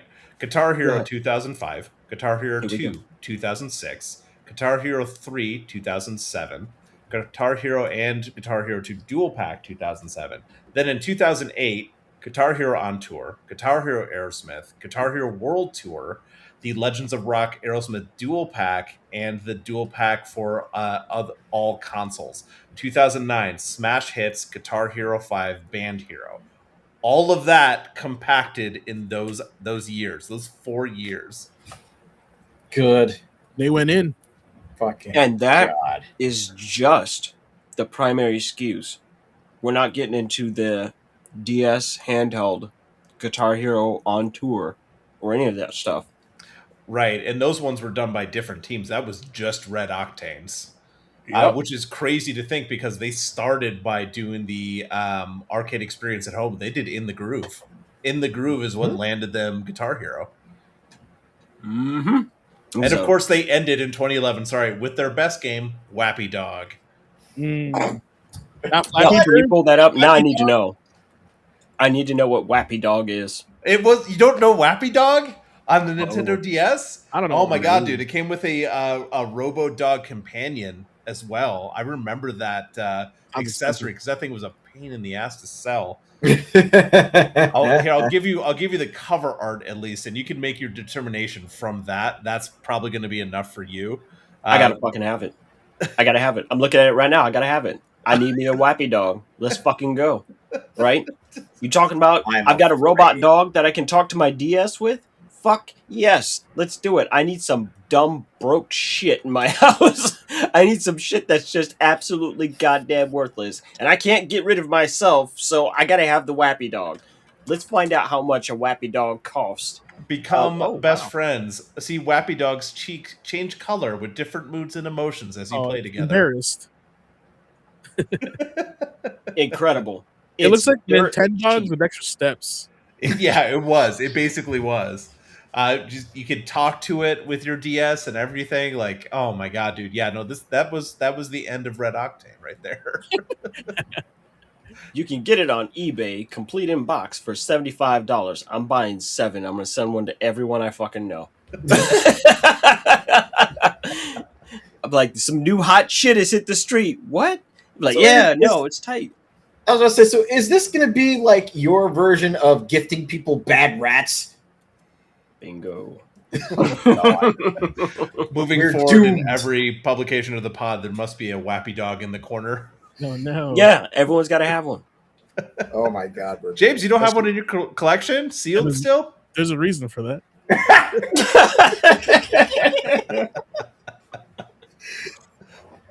I'm like, this is sick. Not to Love it. derail from what you were saying, but it was I had to call it Wappy Dog. Hey, with Red Octane made it. It's part of history. It There is you part go. of It is history. part of history. You put this evil on us. No, I'm in. I would look at it just to see how fucking weird it is. Sometimes it's okay to look at hot garbage just so you know what not to do. Right? You go, ooh, okay. Right? Sometimes we need to recalibrate where the bar is. That I know I'm actually being serious here. Bad games are a necessary thing. Throwaway, just trash games are a type of necessary evil because it will show exactly what we are and are not willing to tolerate, right? And we always are constantly recalibrating in this industry according to those standards, right? I hate to say it, but it's like the Overton window of fucking what's allowed in video games is kind of a constant shifting nebulous beast. But I think that's it for Memory Card Chronicles this week. And so it's about time for us to tell you to buy our shit. It's good shit, but it is our shit. It's like, we've got shit for you to buy. Buy it. At least it's not Wappy Dog. But keep it up. And if you guys don't buy something, I'm going to make a Wappy Dog merch happen. And it's going to be some real... You remember how I just got done talking about cataracts? You're gonna have cataracts if I get Save us. Grandpa's going crazy again. Let's He's gonna make sure he fucking gets a do it. nap in. He's gonna do it. I got the picture. All right. All right. All right, guys. So, of course, we're going to drop a little bit of merch knowledge down you guys here. But yeah, if I actually just sold one of these guys this week to one of my coworkers, Connor. So shout out to Connor if you're watching. Thanks, man. I appreciate you. I was going to use your photo tonight, but I didn't get your permission. So it's all good. I'll put it on social media after I get your permission. But class, quick timeout before we continue. I want to ask you guys something about our merch. So have you ever been in the middle of a late night grind, ranked match online, hands locked in, focus maxed out, but you're just a little too cold? Turn up the heat, or you can spend money with us and buy this hoodie. Yeah, that's where we come in. The Gamer Quotient Gamer Hoodie is not just a hoodie. This is the loadout gear that you need and you want. We're talking about a clean, bold Gamer Quotient branding, comfortable enough for those all night sessions, stylish enough to wear on stream, off stream, or out in the wild, and built for that perfect balance of cozy and competitive energy. This is the hoodie you throw on when it's time to log in, when it's time to focus up, queue up, and level up. So whether you're grinding ranked, hosting your own stream, or just repping the academy, you already know what to do. GamerQuotient-shop.fourthwall.com. Check it out. And remember, ask yourself always, what's your Gamer Quotient? Like I said, shout out to Connor. He gave me great feedback. He was like, I'm usually a little bit hesitant to get people's merch and stuff like that, but this is one of the best hoodies he's ever worn. He wants to wear it everywhere. I don't know if he was just blowing smoke, but he sent me like 3 photos and he was like really happy in all of them. So and thank you, and I appreciate you, Connor. So that's it, guys. Next we got some deals coming up with the Watchdog, so let's go over that with Oliver. Right. You. So, where did your pain bring you? Back to me. Back to P-Pop. That's the score. Back to P-Pop. Oh no! It's not a deal if it cost you that much back in the day, P-Pop. But why don't you drop some knowledge on this? So, standard rules and disclaimers apply. When I do the Watchdog, I'm a dad, I'm a husband, I'm an entrepreneur, I'm an author, I'm all these other things. But you know what? I'm fucking poor, right? And I think a whole lot of other people are too. The cost of games keeps going up. Even the points of entry are going up in price. Some of them are just actually horrifying to see. PlayStation 4 Pro is going for $900. You're like, oh my God, what in the what in the Sam Hill is going on here? This is a hard hobby, and it's typically inflation proof, but we're kind of getting to that point where it's getting harder and harder to find value for the money that you spend. And at the end of the day, time is money and money is time. And most of us don't have nearly as much as we would like to have or deserve. So when I sit down to go and look up the deals for the week, I'm trying to find you things that are actually worth your time and your money, so at least you can walk away satisfied without breaking the bank. So for this week, we're going to start with the PlayStation 4 and 5. Here's what I found. Before I get into that, though, I just want to point out, because it is that week of May the 4th and Star Wars Celebration, as a rule of thumb, I went and looked. It's too many to list, so I'm not going to. But I'm going to tell you that almost every Star Wars video game in some capacity is on major sale. And if they're standalone games, they tend to be $14.99 at the most, right? Now, there are bundles, there are mega bundles. Hey, get Jedi Academy and the old Battlefront 2 and this, that, and other, all kind of bundled in. And it's all over the place on every platform. It was just like, I'm like, oh, okay, yep, we're doing the thing this week. So I'm seeing sales of up to 85% off, 90% off. So really it is, just go look up Star Wars on your platform of choice. You're probably going to find something that you want. But I wanted to take the time to lay that out there, because it's especially strong on the Switch this week. So just go eyeball. You're going to have to check for yourself on this one, because it's exhaustive and it would make this section take forever. For things that aren't Star Wars, however, for the PlayStation 4 or 5, I've got a bundle of Overcooked 1 and 2, which is a game I love, and like only one person on earth wants to play it with me. Everybody else just they get very angry at that game. It's like Mario Party, but you're supposed to be working together, and it turns out people don't work well together in kitchens and groups. Like, now I understand why Gordon Ramsay calls people fucking donkeys, right? Like, no, I'm like, oh, okay, this makes sense. Hey, will you push the make sense button, please?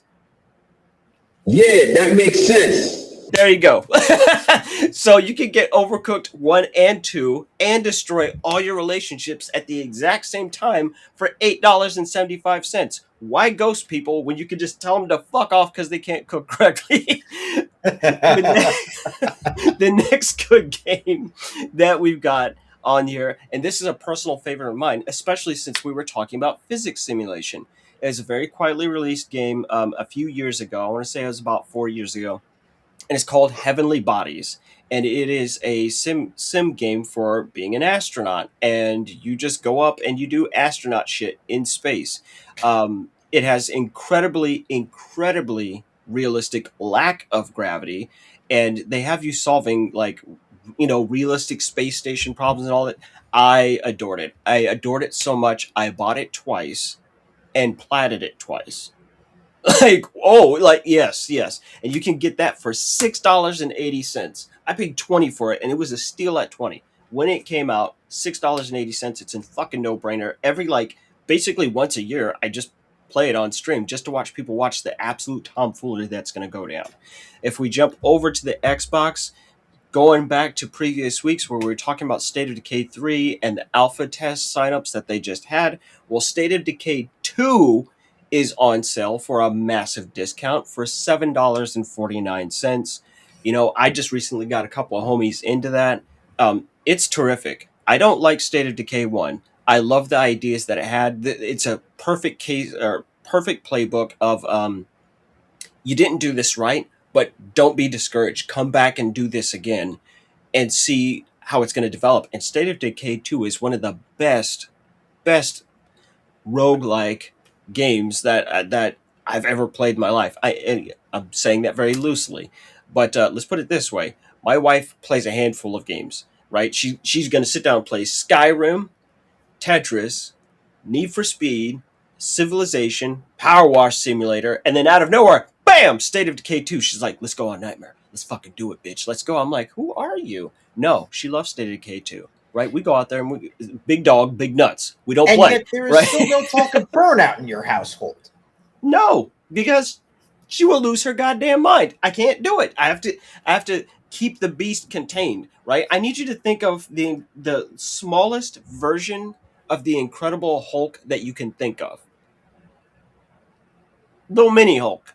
It's like, no, she loses her mind. It's like, it's a little teeny tiny little mini Hulk sounded like a cross between Macho Man and Vern Troyer. Kind of, yes. Yeah, that's basically it. I'm like, oh, you just get mean. Right? You're a mean racer. Ew, I don't want to do that. But yes, you can get State of Decay, like I said, for $7.49, so $7.50. State of Decay 2, especially with it obviously making the trail or it's making the curve around the bend to release. It's a great way to get in to find out what the franchise is about.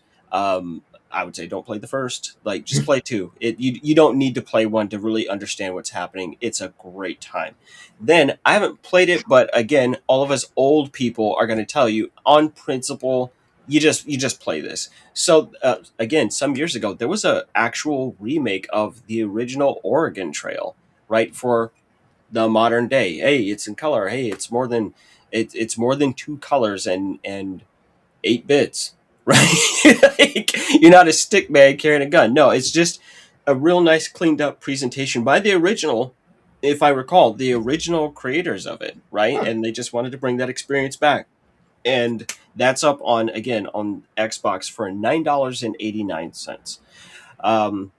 As I already said, with the Nintendo Switch, they seem to have the most deals on the Star Wars stuff, so I didn't really cover the Switch this week. It's just go look. Turn on your Switch, and you're if you're looking for something Star Wars, you're going to find it. And then finally, for Steam, I wanted to make a point to again, for just oddball weirdness, Spore, one of the most deeply controversial games released in the 21st century, and probably the start of the DRM woes that plague us to this day, can be had for $5 on Steam. Now, in a game that will let you make an alien race of actual dicks, yeah, that's worth $5. Like the nonsense that people get up to, you're like, hey, you want to make this? You want to make a alien species that's just a penis walking around shooting lasers and causing intergalactic terror? Like, yeah, sure, why not? That'd be $5. You know what? I spent $5 on way dumber shit, so let's go. Right? Spore was very, very contentious, but Spore is really kind of fun if you just accept the game for what it is and not what you wished it was. It's even got a bit of, as Nick described, it's kind of like Flow, but then imagine you keep going. Oh, look, you're a cell, and now you're going to continue to evolve along the way. And next thing you know, you're in space. You're doing stuff out there, trying to get to the center of the galaxy, find out what's in the galactic core. It's very old at this point in time, but in the time that it came out, it was a trip, and it's still kind of a trip, even. So it's definitely worth the $5 just to experiment and find something to dink around with to kill your time. And then the last game that I have up here, I don't like card games most of the time, like deck building games. I'm not the audience. And someone went and said, Balatro is just roguelike poker. And I said, what the fuck does that even mean? And they're right. It is roguelike poker. It's exactly what it says on the tin.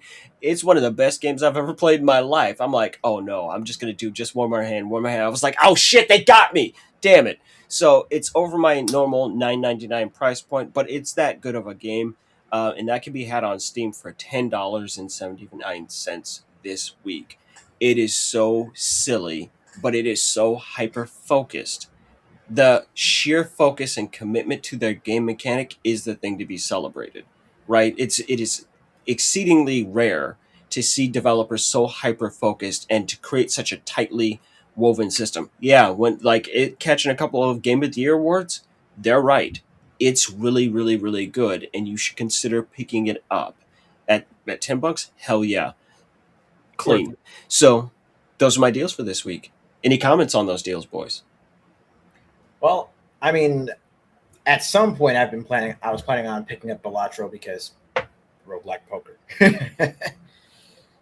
It's good. You should definitely. It's one of those definitely like pick up and play games and to forget about it and do it again later, right?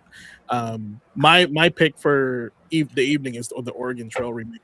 I've been eyeballing that just because one, it's a classic. Two, it is like it's not too modernized. It still has the spirit of the original game to it, but it does have updated graphics. But it's like 2.5D pixel art, which is super cool.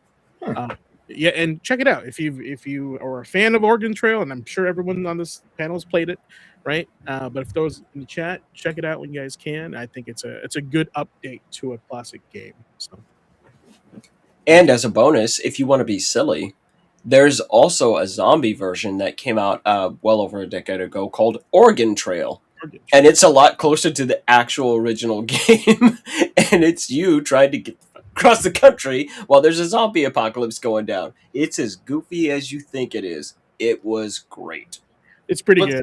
I played the Death Road to Canada, which is like the I was about to say that. Just like the most hilarious thing is like I sat down and played Death Road to Canada, and my nickname for it was the Oregon Trail. There you go. You know what? Let's make that the bonus deal for this week. So I went ahead and looked, and I'll tell you right now, Oregon Trail is $5 on Steam. Yes, go play it. Go play it. It's a hoot. So it just kind of snuck up on us. It basically, if it starts with an O, ends with an N, and trail, then it's probably a good time. Even Death Road to Canada. Like, oh, of course. Like, as a given, Death Road to Canada, you play it because the sheer tomfoolery.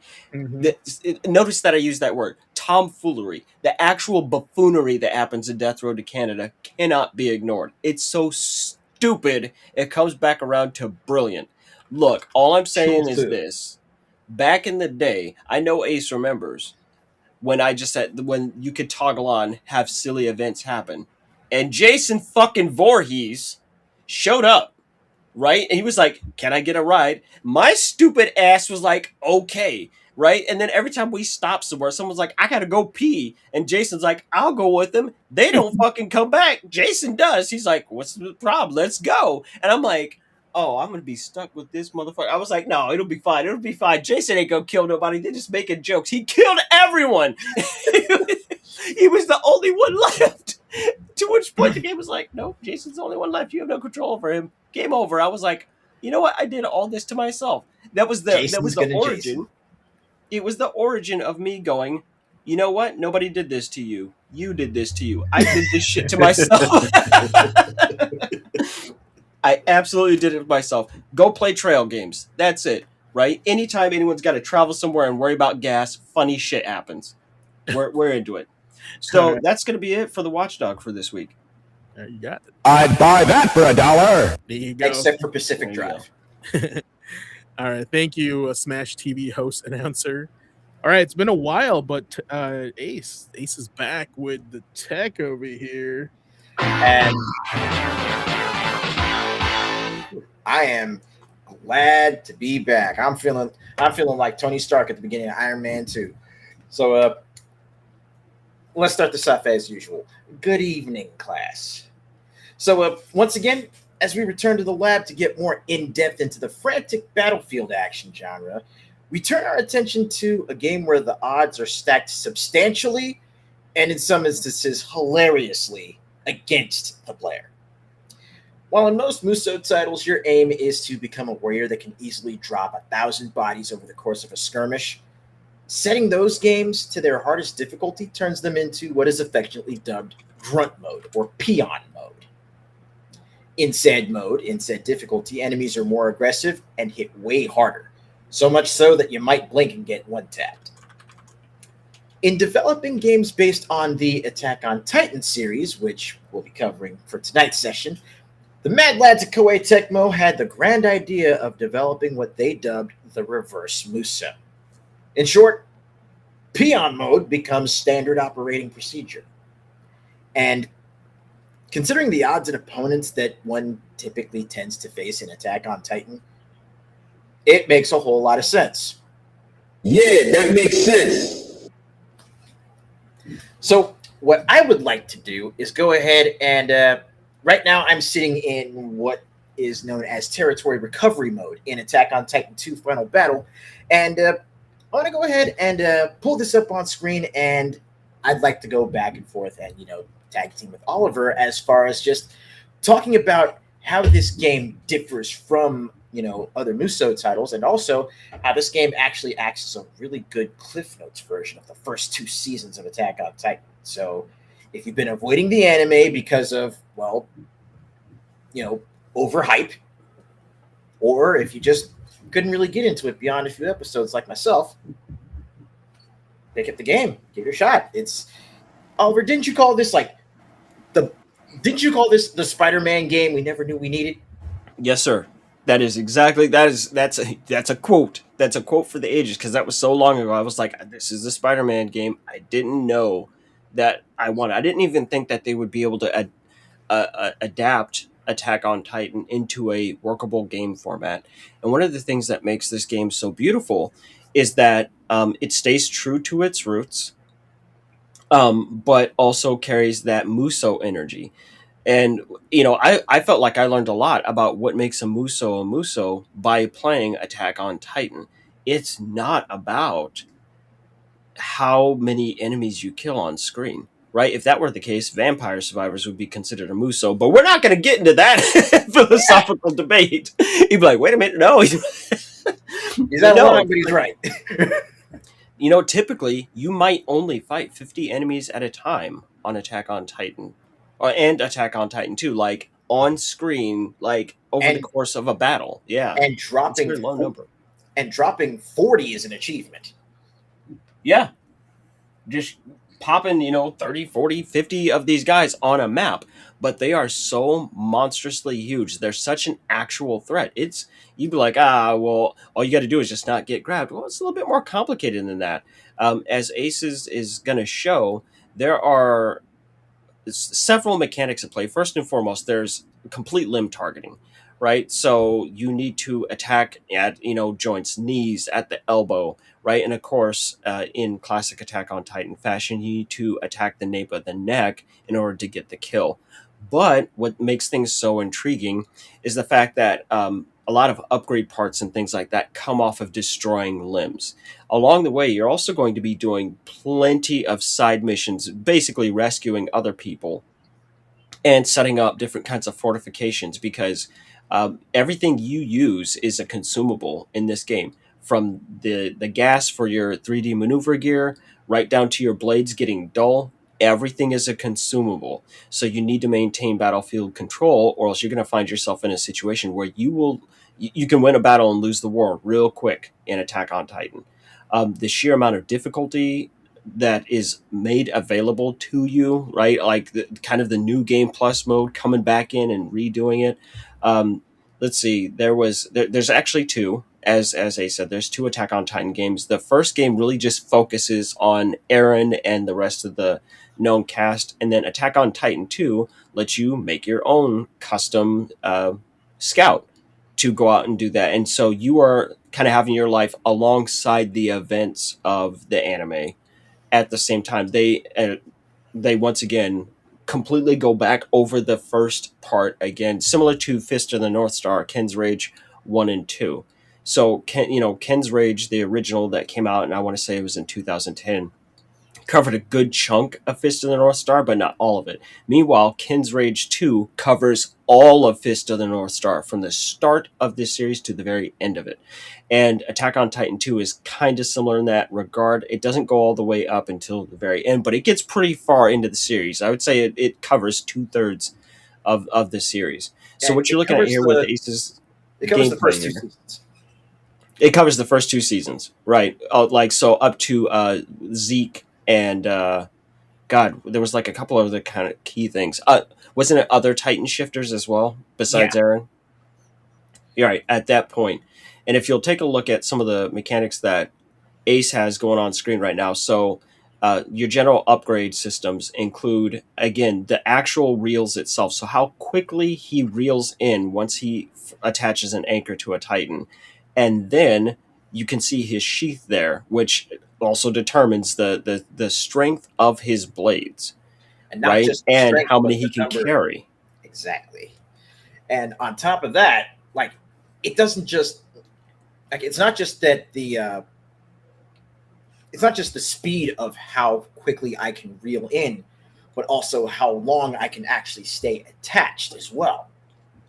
And how fast you can rotate around a Titan while attached to them, because some of these little bastards get slick and they will turn to face you very, very, very fast.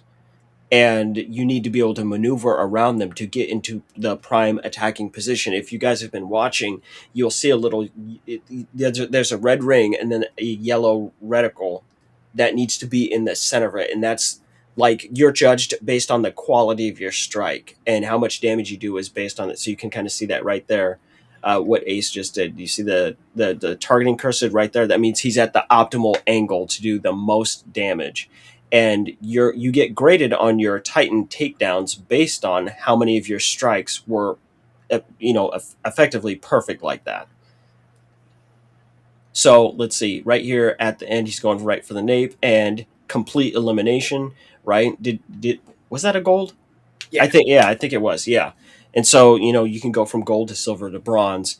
And so every Titan fight in this game is almost like a miniaturized version of a Musou contained within a larger one, right? Some fights can take you a hot second, especially once you start dealing with boss Titans who can regenerate limbs incredibly, incredibly fast. Or you start dealing with things like Annie, right? Where she is conscious, she is actively aware, she is kicking and punching and setting up combos, and you're watching your boys fly up and down and just get absolutely brutalized. Like, oh no, it can be a very, very rough time. But there's a certain degree of enjoyment in the customization system that is in a Attack on Titan 2, where it's like, you know what? You don't have to just build this one set thing. It's not set pieces, right? They're like, hey, choose the blades that you want to use, choose the gas system that you want to use. And those things come with their own unique stat bonuses and sometimes just completely unique abilities. Like there's at least one set of blades I know later on that just lights things on fire, just period. There's another that just straight up is just explosions everywhere. Every time it goes off, just something blows up, right? So body parts just flying off. Right, exactly. The ones that he's using right there, just boom, there's an explosion, just a massive damage increase. But you're also rewarded for not necessarily killing every Titan that you come across. Staying true to series lore and history, Ace just did it. You can capture Titans if you take their limbs off and then take them back to base, and Hanj will actually do that as a form of Titan research. And you'll get a set of rewards for, just sheer volume, just trying to capture you Pokemon the fuck out of these idiots. Yep. It's a great idea. You Pokemon the shit out of them, and it works. It's Monster Hunter. Yes, basically, yeah. You take Monster Hunter, you take some Musou and sprinkle it together, and then make it really bloody, and everyone you love is gonna die. That's it. So this is one of the cases in question that I was talking about. Unusual Titans. So right now, Ace is in the middle of fighting an abnormal. Ace has also just gotten put into kind of let's call it a danger time situation, where that particular Titan is hyper fixated on him and him alone. And when he just popped that arm, he made it stop. Because they will grab you. They will absolutely eat you. Sometimes you may need to, if you look to the left of the screen here, and you see 4 other scouts that he has command of. So you can use them to I think that's Sasha at the bottom. She's got a little net icon. You can call her in and have her capture a Titan for you. You can have your crew actually show up and do combo attacks with you. You can even have them, if they are a Titan shifter, they can shift into Titan form and do a whole bunch of damage on the field, for you or with you, depending, right? So it just gets really interesting in the regard of what kind of nonsense can you do? Like right now, you're in control of Reiner, correct? Yep. Right? And so now you have all the armored Titans powers for a certain amount of time. And you're going to use this kind of stuff. You'll take control of Eren in his Titan form. You will absolutely stone cold stunner the fuck out of somebody into a building. It's just an amazing adaptation. Just all the way down, just top to bottom. It's a fun game. And then they actually work with the material. They spare no expense. It's like Jurassic Park. It's like, you guys didn't have to commit this hard, but they did. Even just learning how to move. And this is why, I made the joke of it's the Spider-Man game I didn't know we needed. That's because where he is right now, what you see on screen, he's actually because he's out in a field, and there are very few high things to grapple off of. And this puts him at a disadvantage depending on what map he's on. If you are on the ground and there's nothing to grapple on, you're getting chased, you are screwed. If the only thing you can grapple onto is that Titan, then you need to be really quick on your feet and hope he doesn't notice you, and you have enough allies who are running distraction, right? So you have to do things like, change your blades. You're going to have to heal yourself. You use things like flash grenades. You have Molotovs that you throw to light Titan parts on fire. What other additional items do you have to carry with you into battle? And you can't carry everything you can use, can you, Ace? Oh no. I mean, aside from the different stuff that you can throw, there's also just the fact that you'll need to make sure that you have enough healing items and base construction items as well. Mm-hmm.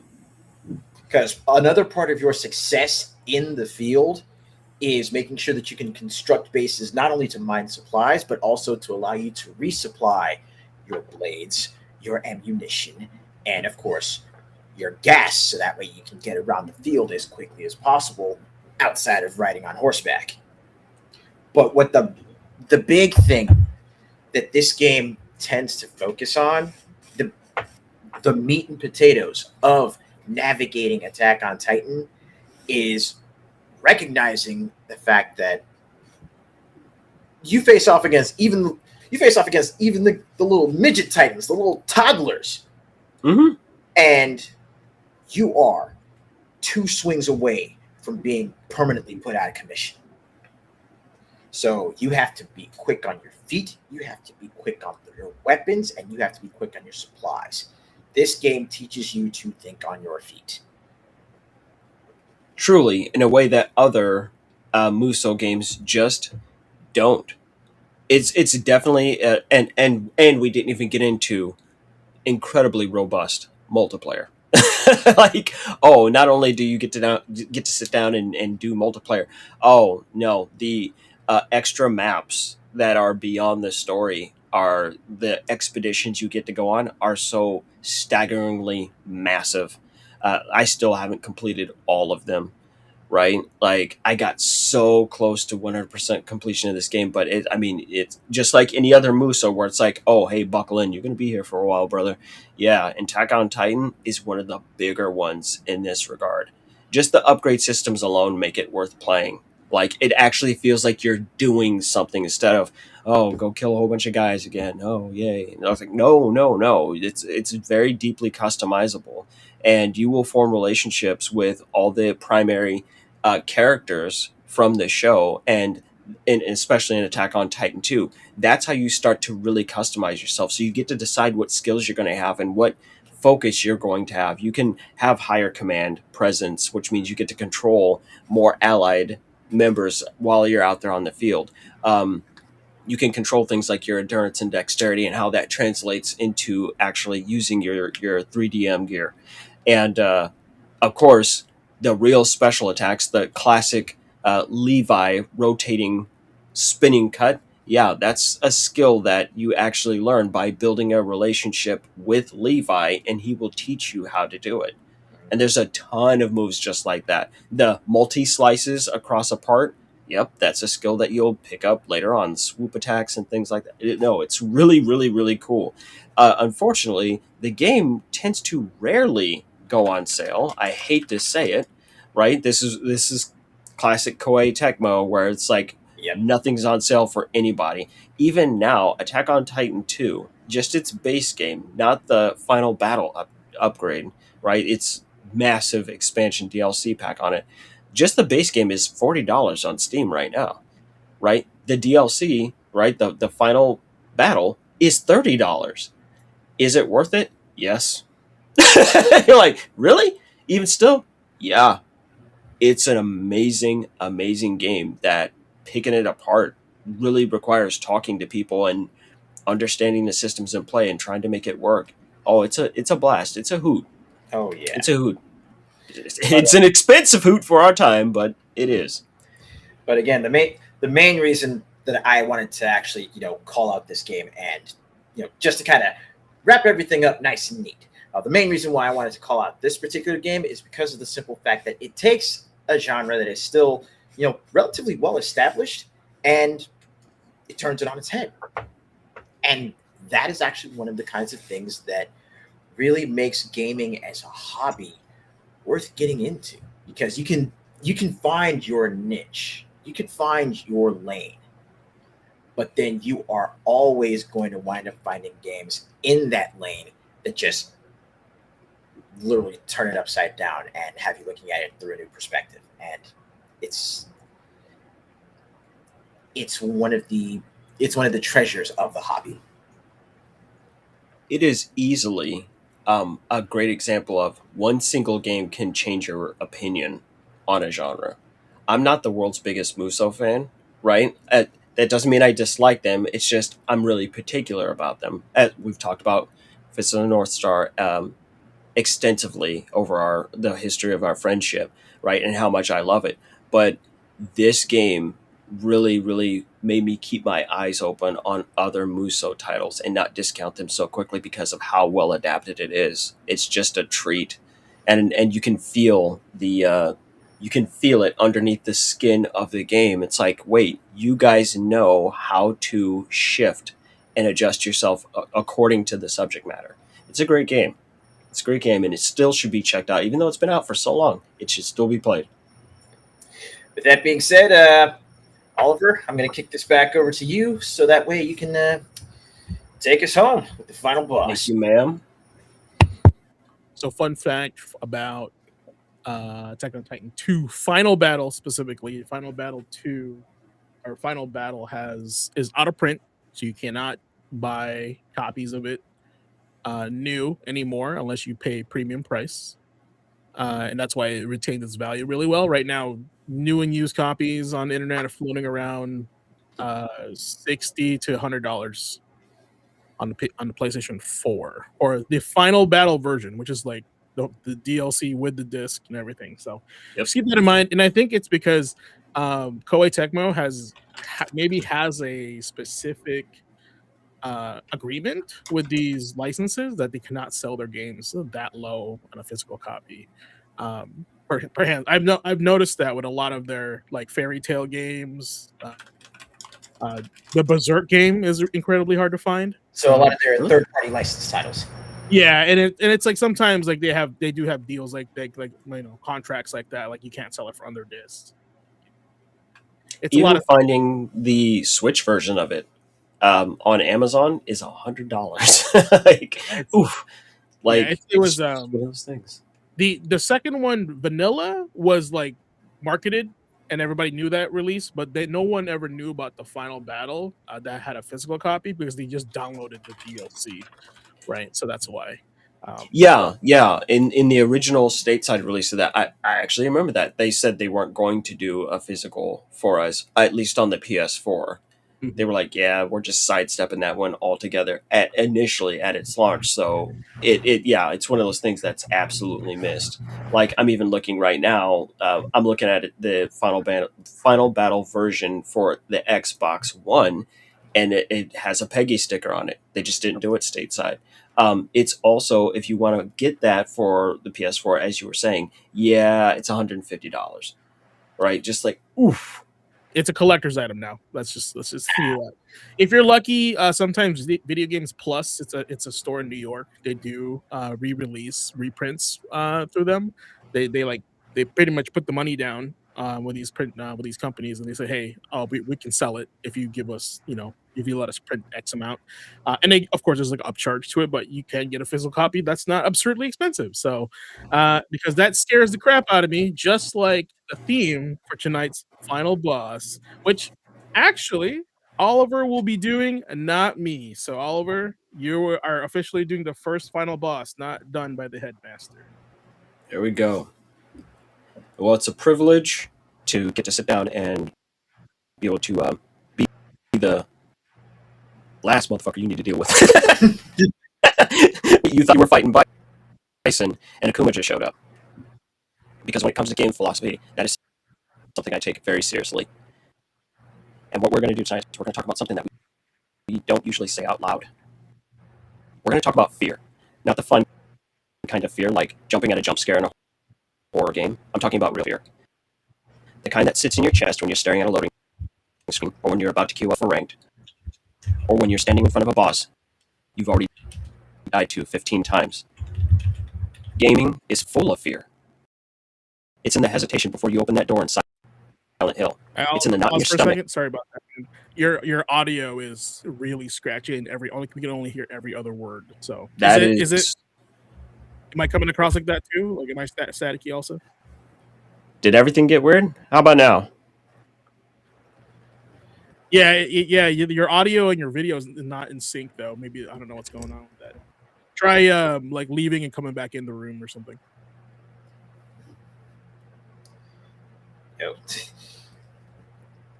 It ain't a podcast without technical difficulties. Right. Yeah, like the audio is like out of sync with you.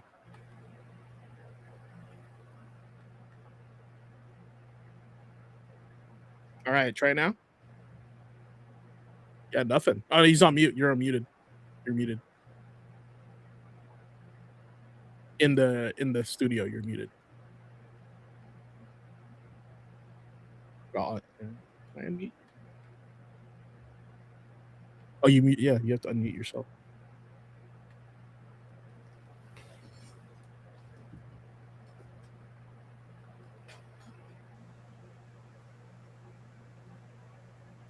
Nope. Can you say something? I'm still here. I can't hear him. Can you hear him? Can you hear him, Ace? Or no. Nah. No. Yep. Yeah, it was weird. It was like choppy. Yes, I can't hear. It's kind of important to hear him in the final boss monologue. So.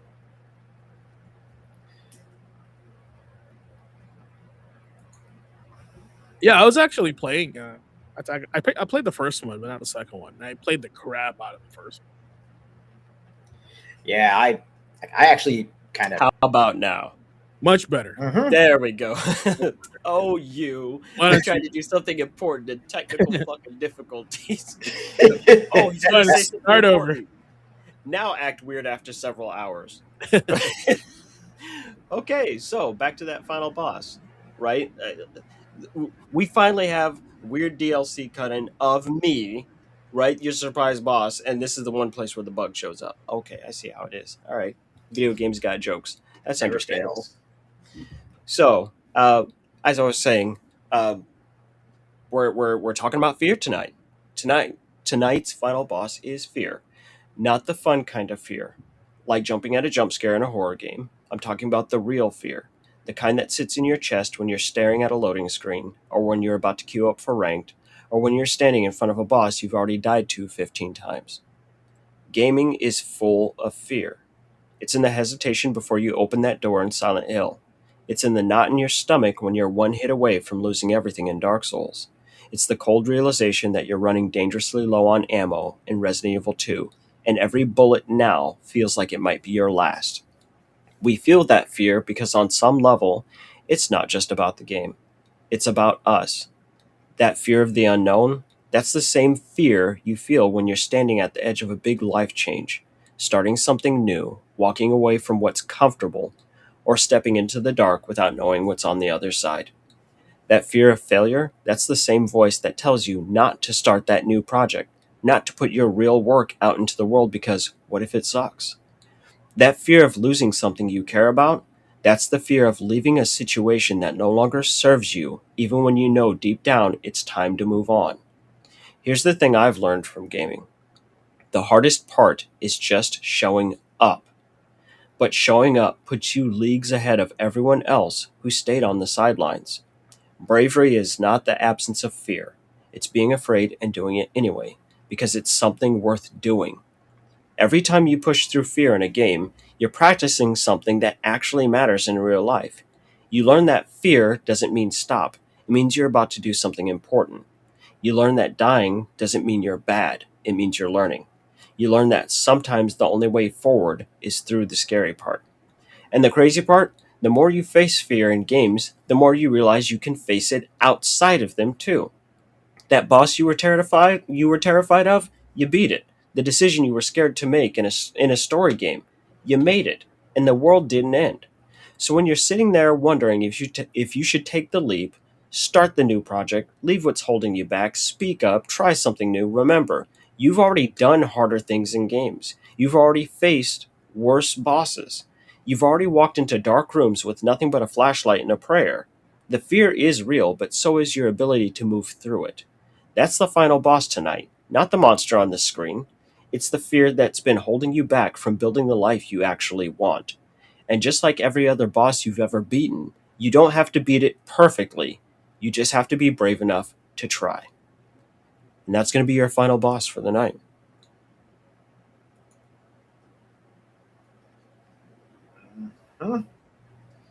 There we go. Awesome. Takeaways, Ace. Anything to add? Honestly, I mean, I'm in the middle of, taking some pretty major steps and working through and building up the courage to actually face off against, certain projects that I've been wanting to work on myself. And, now that I've actually stepped through the scary part, I have more motivation to put myself out there. I mean, it's everything from, just to kind of, tie in what I'm actually in the middle of, what I'm actually in the middle of trying to accomplish over the next couple of months. I mean, it's going to be everything from putting together serious, legitimate voiceover and voice acting reels, and also, taking that next step to try and push my channel to the next level, and actually, reach for verified and partner status on Kick. Really trying to build up what I have. It's like I've made that foundation. I've hit a point where I've gotten comfortable, and once I recognized that I was comfortable, that's when I realized I gotta step out of the ring and back onto the streets. I have to take that next step, and I have to keep in mind this one quote from Warframe, believe it or not, that sums this up perfectly. We all live together. Sorry. Not quite. Not quite.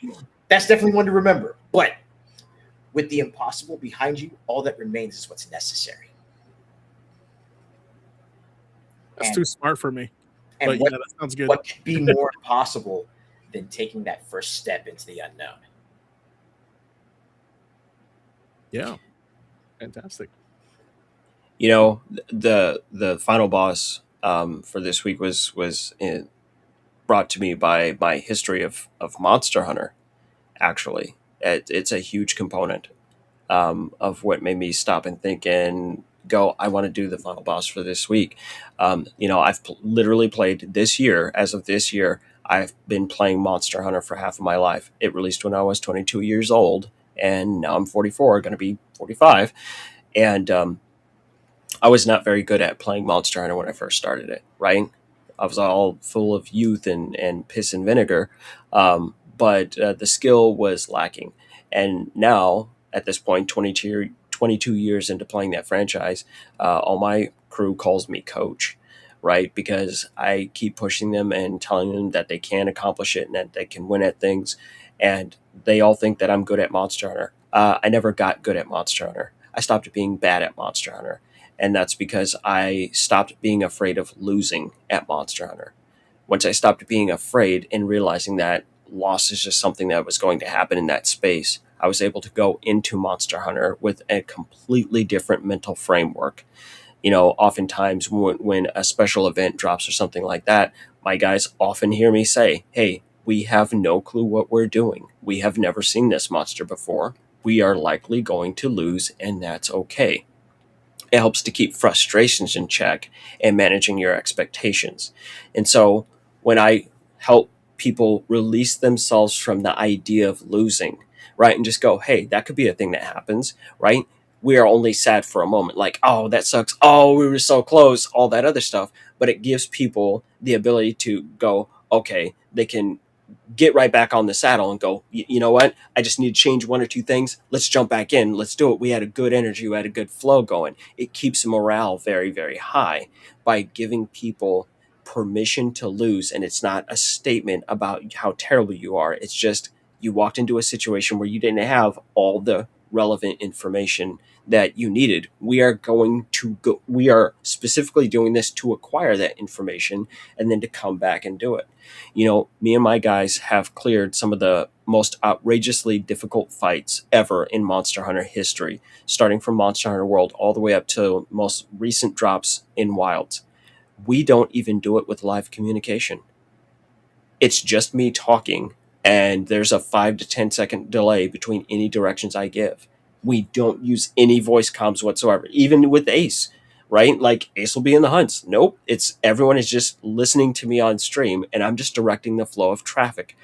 That's how tight our in-game communication is without using emotes or any of that stuff. We're paying attention to one another, and we are in sync as a team.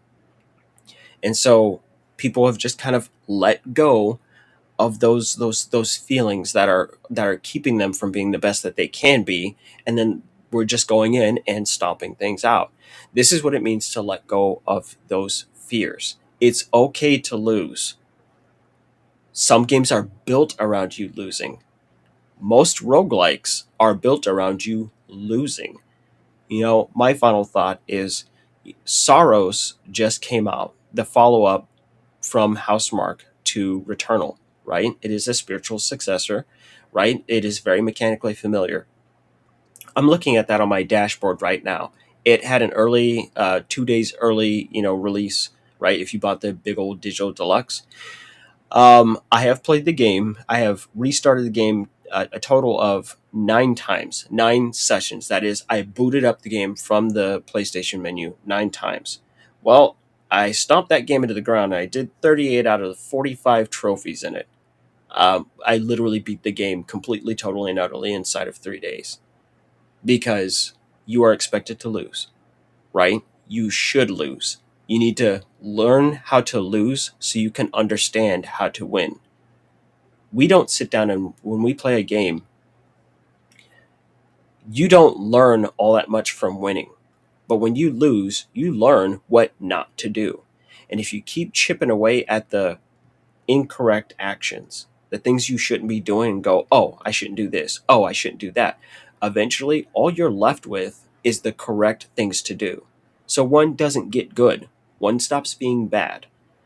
And one of the biggest ways that you can get into that position is to stop being afraid and allow yourself the grace to fail at things that you haven't done before. It's perfectly okay. We're not judging you because you lost. We're judging you because you lost and then you didn't get up.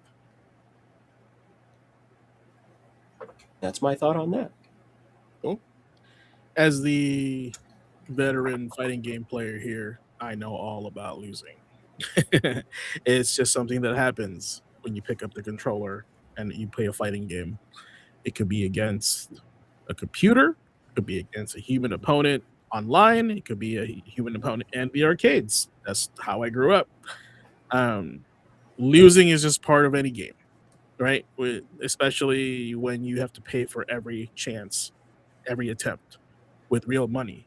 When you don't have a lot of it, you want to do, you want to change things up. You want to make things better because you cannot afford to literally play that again and again and again. So I might sound a little bit dated, but that's just how it was for me when I was younger. And to add fear to that, I would say that, yeah, it feels bad to lose, and especially in front of a crowd.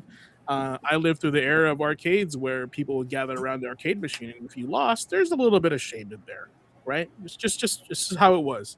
But the more you lose, the more you just shrug it off and you just try again. Just like what Oliver said, it's you learn more by losing than winning, and then it's just part of the game. Losing is part of the game, so keep that in mind the next time you're playing the game, especially online when people are watching. Because I do that. I play a lot of Tekken online, as you guys can see. Andre knows that and Blue Riot Bot knows that I grind online to get to Tekken God, and it was not an easy climb. There was a lot of losses in there, a lot of salty nights, right? But we did it anyway. We got back up on there. We just grinded it out, and eventually we got there. So that was my take on tonight's gaming, where losing is just part of the battle, right? And the more you lose, the less you're afraid. So keep on losing. That's my take on that. All right, guys. Any last takeaways before we close out for tonight?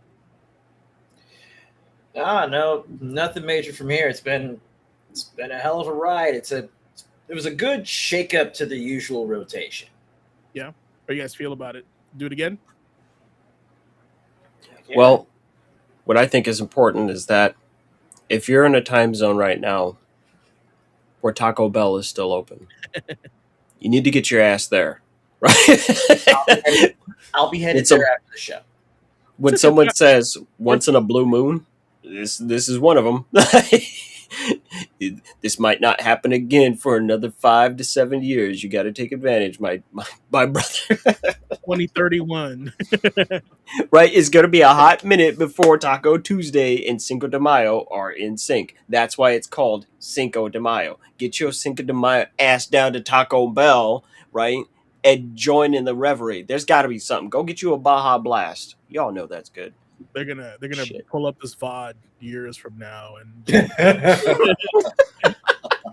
this was the message where it came from. All right, I class. know. With that, class session 74 is officially in the books. Tonight we covered a lot. We ran through the latest gaming headlines with quick bites, the rumor mill, from Xbox trying to refocus its platform, thank goodness, to Evo Japan's reveals, Capcom's teases, and major sales milestones, including GameStop once again reminding us that the gaming industry is never short on plot twists. Good luck with that purchase, GameStop. We took our weekly trip through Memory Card Chronicles, looking back at the releases and memories that shaped this week in gaming history. Oliver kept us sharp with the watchdog, helping us remember that gaming is supposed to be fun, but being smart with your money is part of leveling up too. So thank you for that. Also, Ace took us into the tech with the idea of reverse Muso, showing us how a genre built on power fantasy can become something completely different when the player is no longer the unstoppable force, but the one trying to survive the storm. Love that. And then we ended with the final boss, Fear, because whether it's a horror game hallway, a ranked match, a boss fight, a new project, or a major life decision, fear always seems to show up. But tonight's lesson is this: fear doesn't always mean stop. Sometimes fear means you're standing right at the edge of something important. And like any great game that has taught us, you don't have to be perfect to move forward. You just have to be brave enough to press start. So thanks to everyone who pulled up live, everyone in chat, everyone watching the replay, and everyone who continues to support Gamer Quotient Cross Gaming Academy. Make sure to follow us, subscribe, share the show, and of course, check out everything we're building through our links. Check out all our socials, all our AI, beacons.ai links. And of course, don't forget to support the brand and rep the Academy. And ask yourself the most important question, guys. What's your gaming quotient? What's your gamer quotient? Sorry, I messed that up. Until next time, keep playing, keep learning, keep leveling up. Class dismissed. Mission complete.